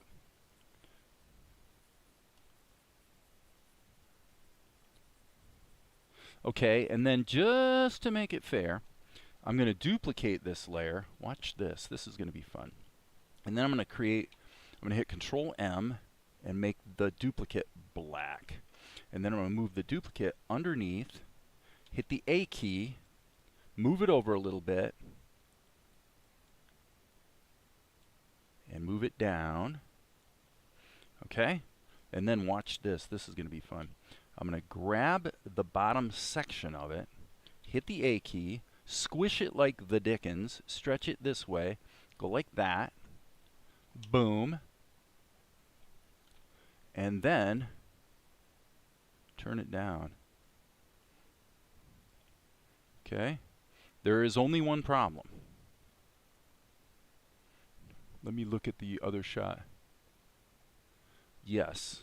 The only problem is that the sun is coming from the opposite. Well, I guess in the background picture, the sun is coming. I better stick with what I have, actually. We're getting into the realm. We're getting into the area that where there might be a little bit of inconsistency from shot to shot, but I sincerely doubt it's something that the audience would ever notice. So you sort of have to pick your battles in terms of what you're going to worry about. But I think that probably works. I need for TNR to see that there's people over there. Okay, so now we have the obvious problem that you can see right there. So let's do this. Let's bake. Let's bake these two together and insert a keyframe. And I would say at that point, they're as sharp as they need to be. Let's just take a look here. Here. So I'm going to go like this. I'm looking back here. I believe that the house's blur level was 10. Okay. So here's how we're going to do it, folks. We're going to go here. We're going to go filter, blur. We're going to use the same blur so that we're... Actually, it might be safer to use a Gaussian blur, come to think of it. Or, nah, I don't want to use a quick blur. Let's use the Gaussian blur. And, you know, okay, we'll do 5. Let me just see how this goes. So again, we're kind of experimenting a bit.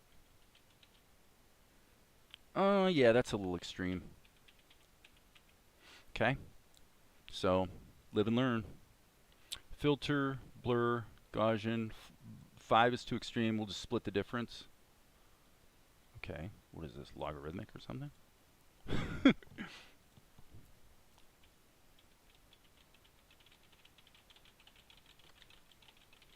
Okay. Now we can take this, mirror the frames, so we've just literally reversed them. We'll drag that back to here, put that here, and now we've got them. I guess they probably should be even a little bit more blurred there. So I'm going to go ahead and just, I'm hitting Control F, so I'm just repeating the very small Gaussian blur over time to essentially just add a little bit of blur judiciously. Okay. Believe it or not, folks, we may have another shot here done. Okay, yeah, now that drift situation is absolutely unacceptable. So we really don't have a choice. We've got to use the lens blur or we won't get the drift. That is a really, really, really intractable problem. Now, probably the simple solution, actually, here's the simple solution. I'm going to seriously cheat here. Here's the simple solution, folks. I am going to, let's see here. There's our background. Here's our baddies.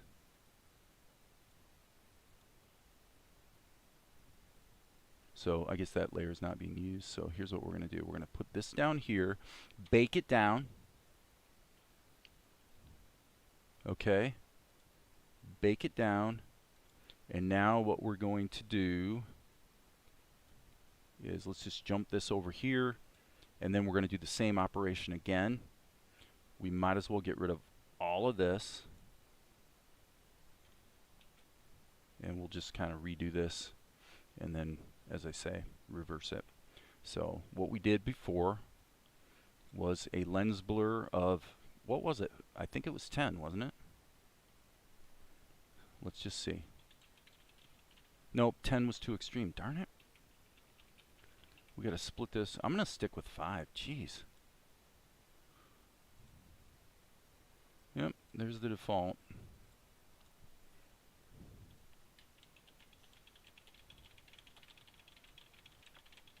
Okay, there we baked them together. Let's just grab this, mirror the frames, and then drag this back to here, and put that there, and we're done.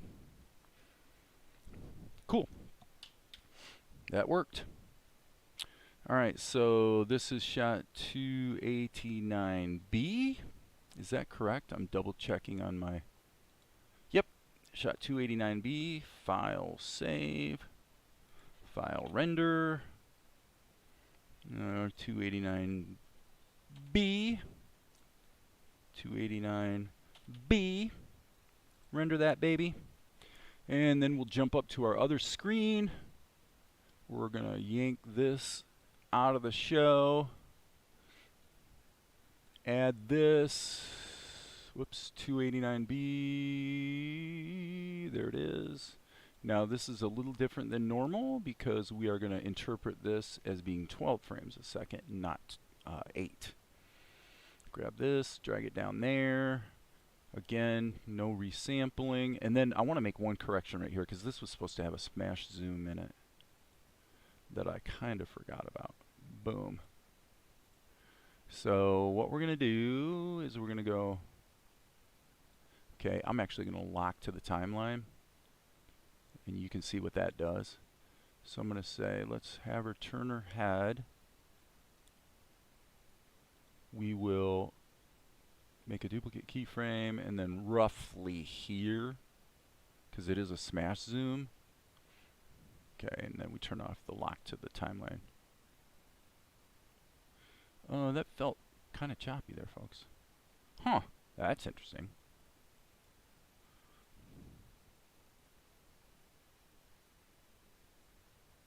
Okay, not horrible, not horrible.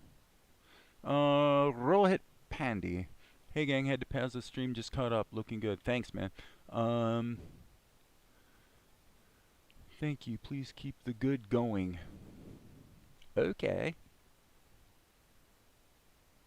Okay, and I'm actually going to allow this to start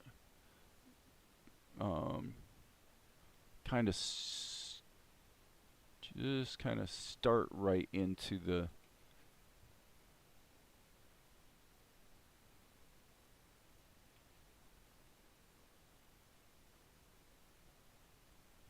okay, that's like way too many frames.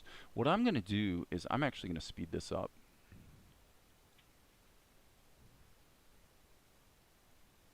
Yep, we're going to do that. Okay, so she says, that guy is so annoying. All right, we are going to have to change this.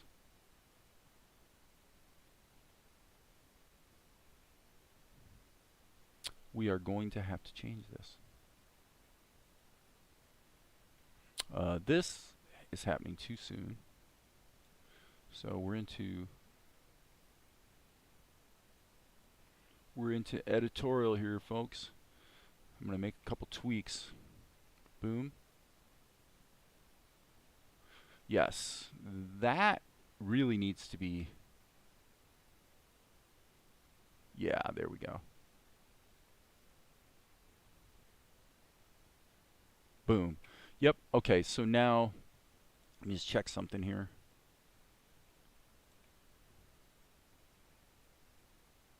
Yep, okay, so let's go back to the other shot. We can save this. We're done with this shot. The one we were just working on is specifically 289A. File, open, and on my other screen, I'm going blunk 289, and I want 289A. Okay, that's interesting. That's very interesting. Where is 289A? Why is 289A not showing up anywhere? Did I never save it as 289A? That's really strange. Well, if such a thing happened, here's the ping file. If such a thing happened, it would not be the worst tragedy ever, but it does seem kind of strange. So now you guys have to like bear with me while I dink around trying to figure out what the heck went on with 289A. So I'm going to jump over to my third screen that you guys can't see and just see what we have here. I got a bunch of Krita backup files. I'm going to delete 289A. There it is. Oh, I see the problem. I knew it. I knew there was a problem, and there is.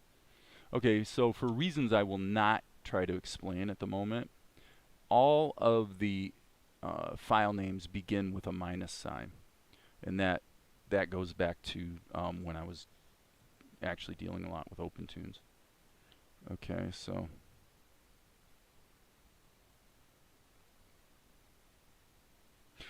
I'm actually going to kind of change this shot somewhat dramatically.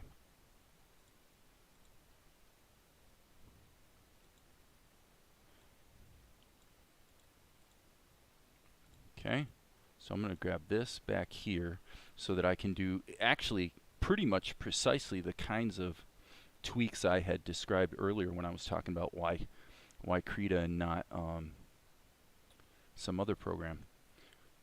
Okay, so I'm just going to I'll anchor this on her shoulder like that. Okay, and because I've got this selection, I'm actually going to grab the liquify tool now and see how much of this tweening I can sort of cheat and have done for me.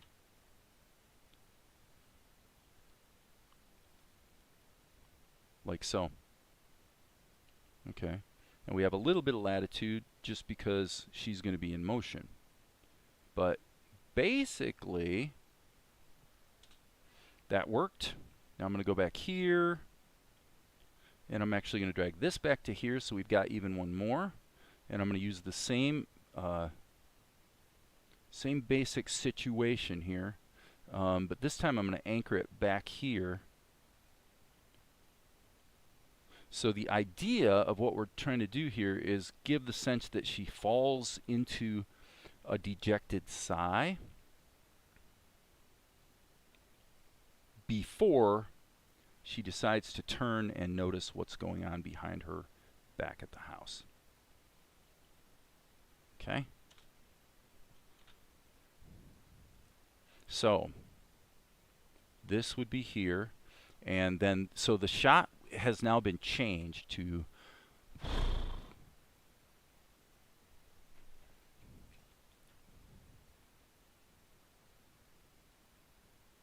I like it muy mucho. Okay, so now what I'm going to do is go through and just see what needs to be changed in order to make this to really sell the tween.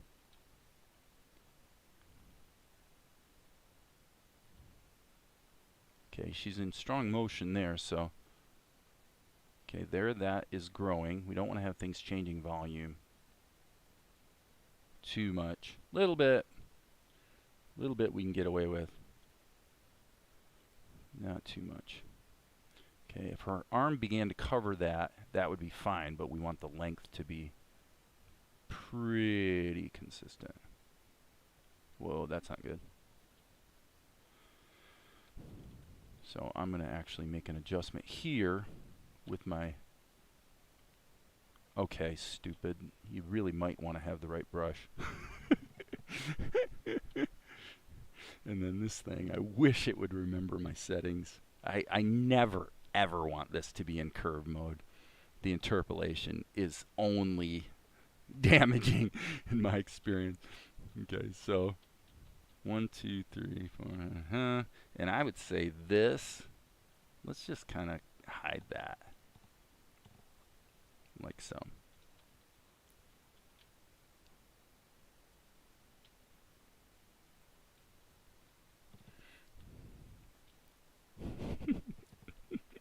Okay, probably a little erasing here might, okay. I inadvertently bumped the wrong button on my stylus. So, okay, let's just pull back and take a look.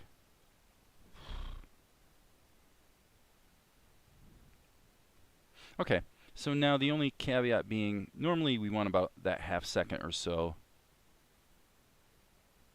Yeah, that's good. That shot works. Okay, so let's save this.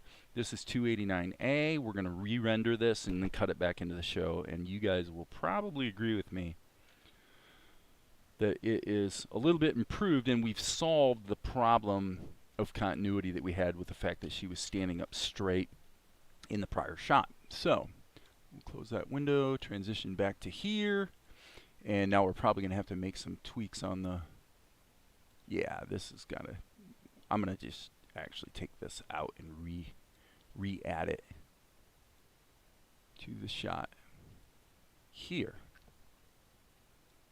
Okay, properties, disable resample, and let's just see what we have. Boom, right there. Split that, cut it out. Okay, see what we have. This needs to be removed, and by the way, I probably should clean my media pool too so that erroneous assets are no longer being conjigured. You know, Dizzy just asks, do I plan on having voice actors?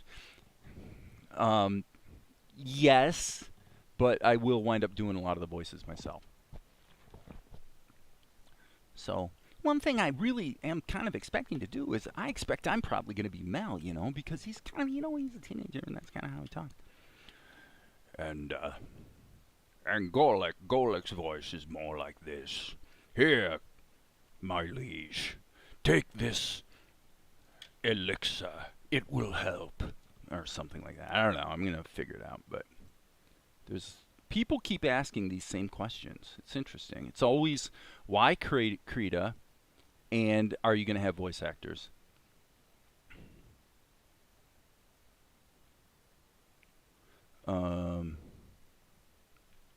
Yeah, and like I said, the answer is I'm not necessarily doing the best voice acting, by the way, here. Sort of impromptu on the fly. But yeah, I've done a lot of voice work over the years. Truth of the matter is that my voice work pays most of my bills. It's the truth of the matter. Let's see, I want the G key and the E key. Because I have clients all over the United States who have business-to-business media services that I provide, where me doing voiceover is central to what they pay for. So, but when I've been sitting here like jabbering, doing animation for a while, I tend not to be in the best frame of mind or voice for like doing impromptu, you know, cartoon voices or whatever. It's something that, like, if I think about it right now, and actually, like, just now I just made a change. All right, I just made a change in the way that I'm using these muscles right here, and it's very difficult to describe. I've actually been thinking about that. Whoops. I've been thinking about how you would teach someone to engage those muscles in such a way that you can actually generate the type of vocal delivery that one needs in order to do either voiceovers or voice acting or whatever, you know, that sort of thing. And there is a certain amount of warming up required. But anyway, blah, blah, blah. Yeah, so the short answer is, yeah, there will be voice actors. I've got a number of actors that I've worked with on my films that will certainly avail themselves to help me out when I need voice actors for this. There's one guy in particular, Larry Bauer, who I think would be great as potentially Golic, or certainly some, maybe one of the bad guys. He's got a great voice. Most of the actors I've used in my films, I tend to be a little bit old school and look for actors who actually have really good voices, not just a great look kind of thing today, so far. And that's about 10 seconds of show. 10 seconds of show in about 2 hours. Not too bad. With a pretty fair number of special effects and corrections along the way.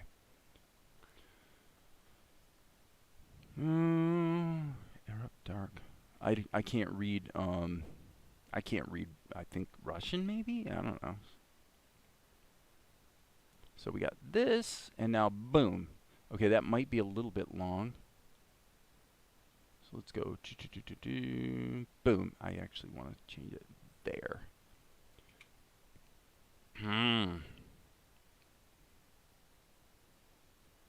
Okay, and I'm going to make one more change. Actually, I'm jumping back here. Hello. Ear up, dark. Okay, I'm going to make one more change. And the change probably is pretty obvious. What we're going to do is we're going to get her attitude back to where it was in the earlier shot. So, hitting the G key and then the B key, slight modification of this, like so. Boom, G key, sample this, get rid of the selection, and just cover that up. And maybe, I would say, probably we want to make a slight change there. G key, boom. Color that in. And so now she's going from that annoying look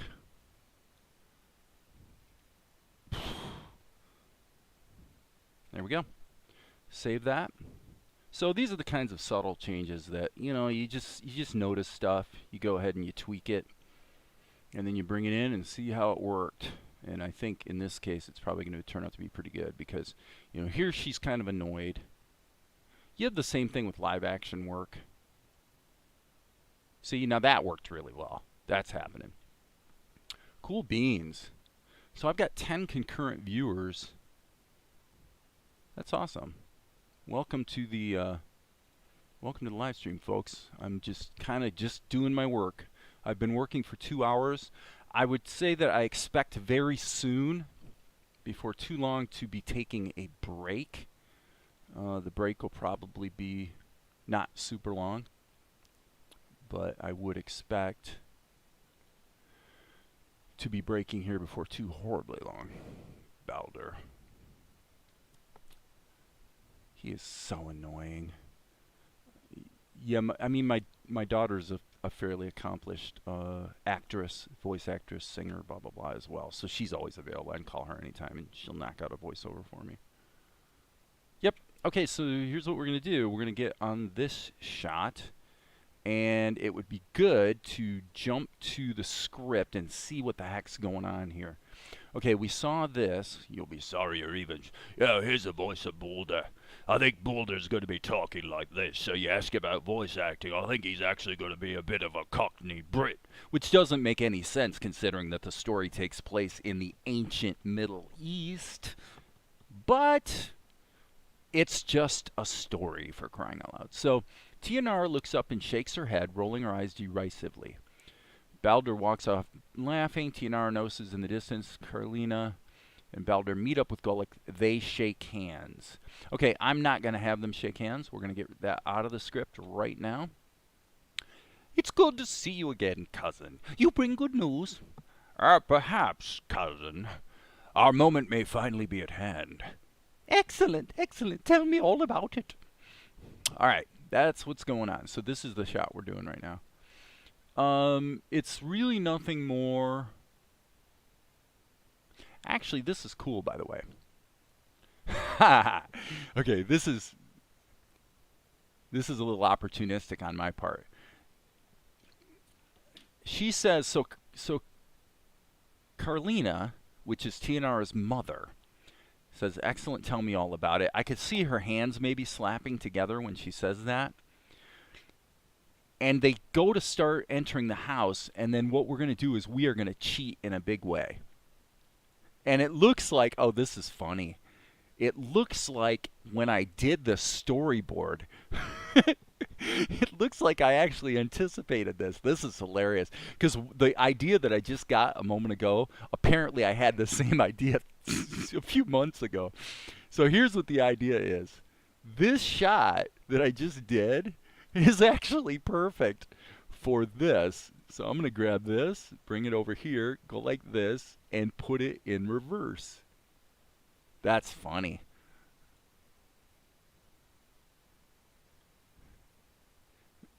That is hilarious. Okay.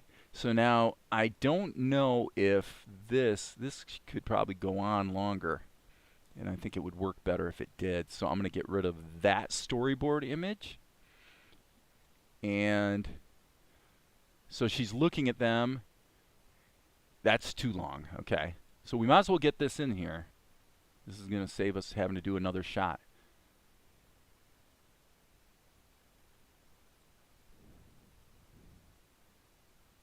Okay, I will say this. This will probably be replaced because what I actually want to do, I think, is have her right here. It'll cut to her, but what will happen is her expression, sorry about that, her expression will soften, I would expect. So if her expression is going to soften, since this is run in reverse, we will actually have to take this shot and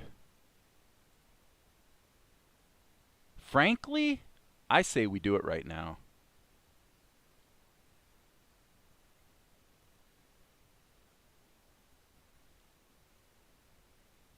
And then what's actually going to happen, to be clear here, this is giving you guys a little bit of a window into the creative editorial process.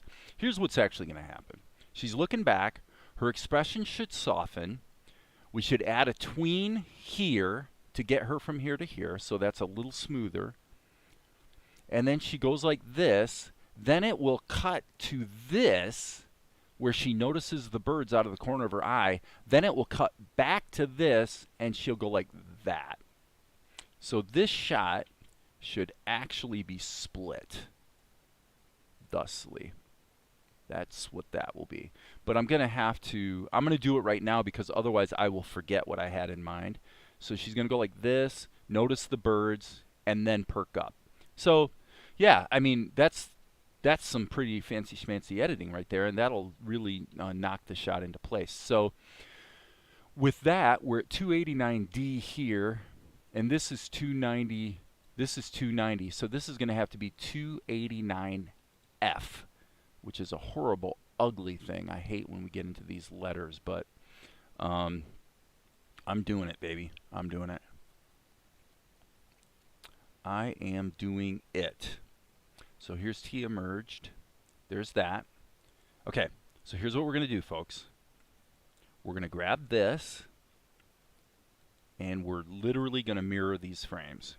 And now we're immediately going to save this as 289F.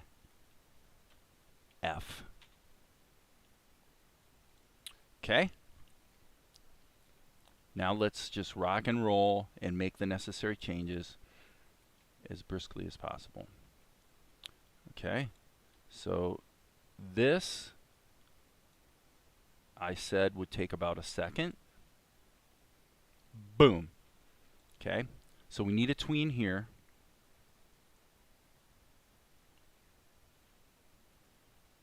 So this is definitely going to be an interesting shot to work out. But you guys can see that the creative / editorial process can be quite engaging.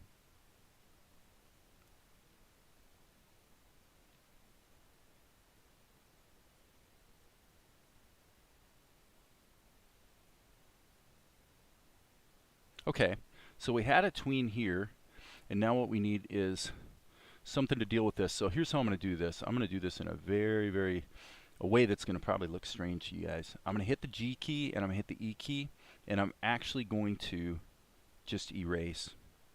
I'm literally going to cut that apart. Now what I'm going to do is I'm going to see if I can, well, actually, we got to get over to there, so that means we need to grab this. Oops, hit the S key. I want to grab this, and I want to just kind of go like that. So let's just see if okay, and then so the only problem here is we're going to have to get this to a 3/4 view. If I really want to not be like completely stupid about it, probably the best approach would be to move a few things judiciously like that, and then let's just erase her face and redraw it. Remember, this is taking place over one frame. So this is pragmatic animation 101 for sure, because I'm not doing anything in the sort of traditional way. Okay, now what we need to do, just think about this for a minute. Yeah, this is going to be crazy.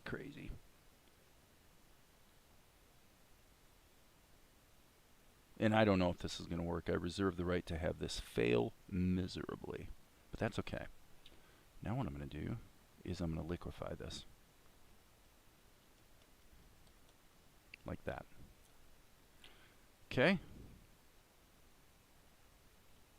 Boom, boom, boom.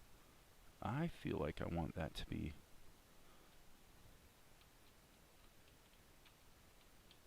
okay. Now let's block it in. We got this. Okay, we gotta have a little bit of the hair action going on right here. Okay, that's fine. And we're gonna just sneak that in there. Okay, now let's go ahead and patch this up. Hit the E key to erase. And then let's just grab this. And like I said, we're just going to patch this up. We'll worry about the lines here shortly. Okay, so now I need to check. Yeah, I need to check the volume on her shoulder. And she actually kind of shifts upwards. So the reality is it's actually going to be more like there. So I'm just going to mark that. And go like that. Okay, yeah, so we get a little bit of this sneaking through, so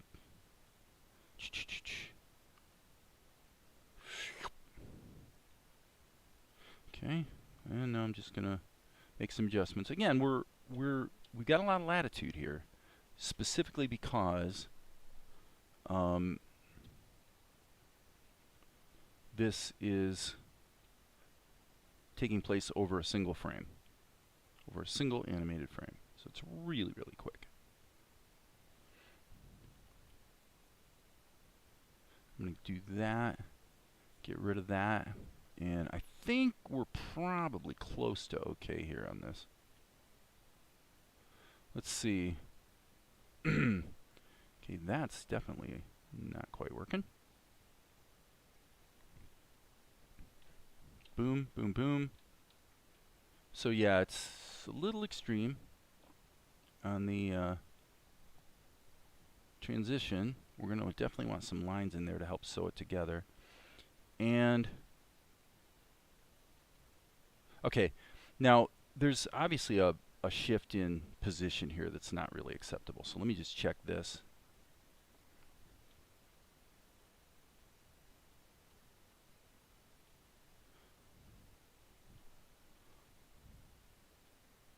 Yeah, I would say let's just take this. I'm going to hit the A key, and let's just shift that back. And let's just see if we can smooth that out a bit. Probably slightly bigger. Okay, so here that should really be... Oops. So we're definitely kludging a bit to just figure out a way to make this work. Okay, so now let me go ahead and grab my typical outline brush and see if I can just kind of make this, again, get some of the continuity back in here insofar as our lines are concerned. Boom, boom, boom.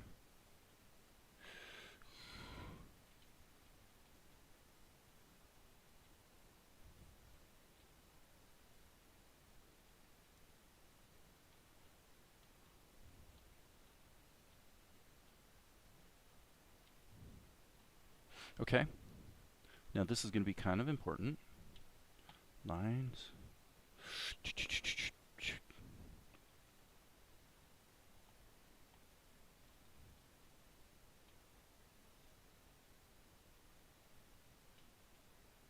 Okay, our lines are a little bit too light, I would say.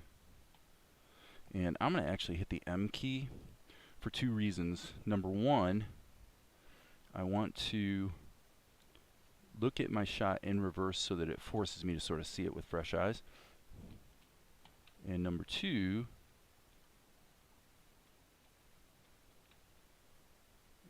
it's going to help me to get my tweens positioned properly. Boom.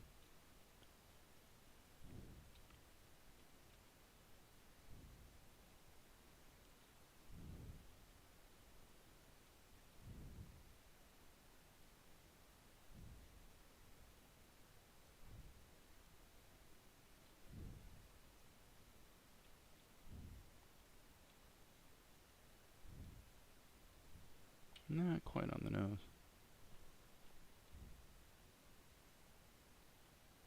Okay. Feel like her eyes are too high. So I'm just going to grab them and move them. That's better. Boom, G key, grab this, unselect, Control Shift A, in other words, so that you select none. Okay. Now, I'm going to have to do this a little more carefully than usual because I can't really do it in behind mode the way I'm doing it. That went okay. So now let's just patch up the problems, and I would say, yeah, for sure, let's put in a little bit of a shadow activity right there. Okay, so now I'm going to say this is a little too extreme of a change. Shift this back around.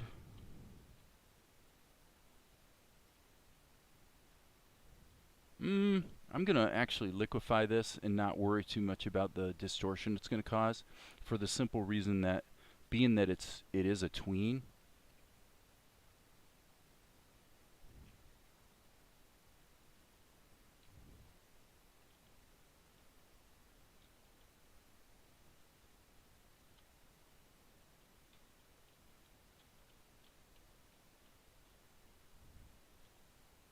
definitely. Whoops, hit the wrong key.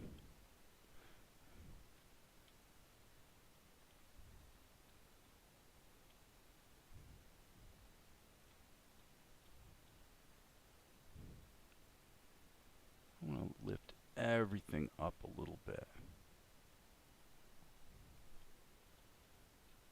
Okay, that's starting to feel okay. This has got a little bit of an issue. Boom. So what I'm looking for is any changes that seem to affect the perception of volume is the big thing. Okay, one might expect that another tween is really called for, but at 8 frames a second, it's really not. Okay, so the only thing I'm kind of complaining about here is that I would say that, let's turn on the onion skins. Yeah, here's the problem. I need to split the difference on the top of her head a little better.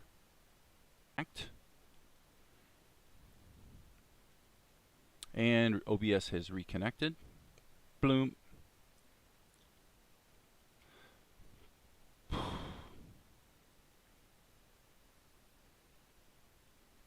Okay, it's actually looking good.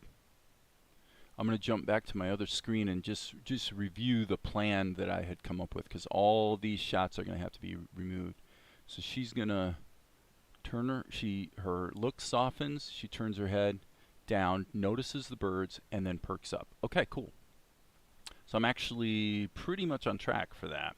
So I'm going to go ahead and render this and get it cut into the show so I don't have to think about it anymore in terms of remembering what I planned.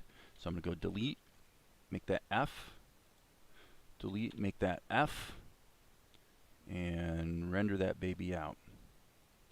All right, and so let's just jump back up here. Let's get it cut into the show so that, like I said, yeah, quick question, go for it, man. I'm watching.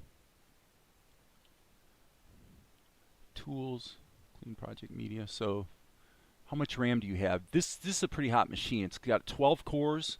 This machine has 12 cores and 32 gigabytes of RAM.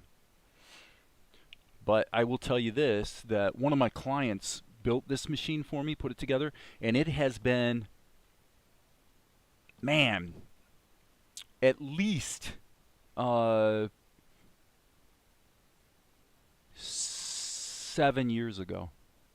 It's been at least 7 years ago. You could spend $1,000 US and get an 8-core Gen. I think they're up to Gen 9 now on the Intel on the Core i8 chipset, and any newer computer is going to be just as fast as this one, with fewer cores, and obviously RAM's pretty cheap nowadays. But so what we need to do here is go to 289F, and there it is, and we render this there, and we open the sequence, and we want the sequence to be interpreted as 8 frames a second. Let's drag that sucker into the show, turn off the resampling, and so she's going to be bumming. She's going to hear the birds. Boom. Grab that, pull this back over here, pull this over here, push that over there, and now we just need to tighten up the edit. So we've got the stuff with the people. Okay, that's a little abrupt. So, boom. Boom. Yes! Now, what's funny about that is I'm saying boom. As I'm watching it, I'm being careful not to look at the timeline because I want to see what's going to feel right. And every time I said boom, it cut. So that's a good sign. Well, yeah, but I mean, if you got 16, look, I run Krita also on a laptop that is that has I think it's got 8 GB of RAM, but it is a $300 laptop. It was the cheapest laptop they had at Best Buy. It's a Lenovo. It's a piece of junk laptop, and it runs Krita just fine. I'm running it on. I used to run it on Windows on that laptop, and now I run it on Linux. I'm running Cinnamon Mint, and yeah, I mean that's not too bad, and I can vouch for it with the machine that I'm using right now. You get the right machine that's sort of the right tool for the job, and it's going to be fine for years. Again, this computer is at least 7 years old. I'm thinking it might be 8 years old at this point. So, hey, there goes Kyle in the background. So this edit looks pretty good. I'm at 233 on my live stream, so I think I heard Val. She's got a bit of an odd sleep schedule, and she's up. So if she's up, I'm gonna be taking a break and hang with her for a bit. So I think this was successful. Okay, so let's backtrack and just kind of review what we've got. Animation mode, you can do like, I don't know, 10 seconds. No, I mean, it depends on how you set it up. Let's address this really quick, okay?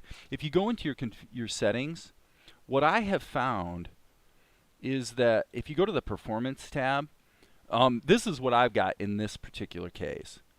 Is I have you got 32 gig of RAM. The animation cache is in memory, not on disk, and enable background cache generation I do have turned on. I've got everything maxed out as far as the CPU limit. Everything, I just put everything to max just to see what would happen, and it's worked out fine. So with the current version of Krita, which in my case it's not the latest one, but I'm using 4.4.1. I think we're up to, well, I don't know what we're up to. It's at least 4.4.2. Okay, cool. So yeah, no, I mean, on the laptop, what's really weird is there are some things on the laptop, like the liquify tool, that actually seem to work a little better, and I'm not really sure why. I'd have to go back and recheck my settings, but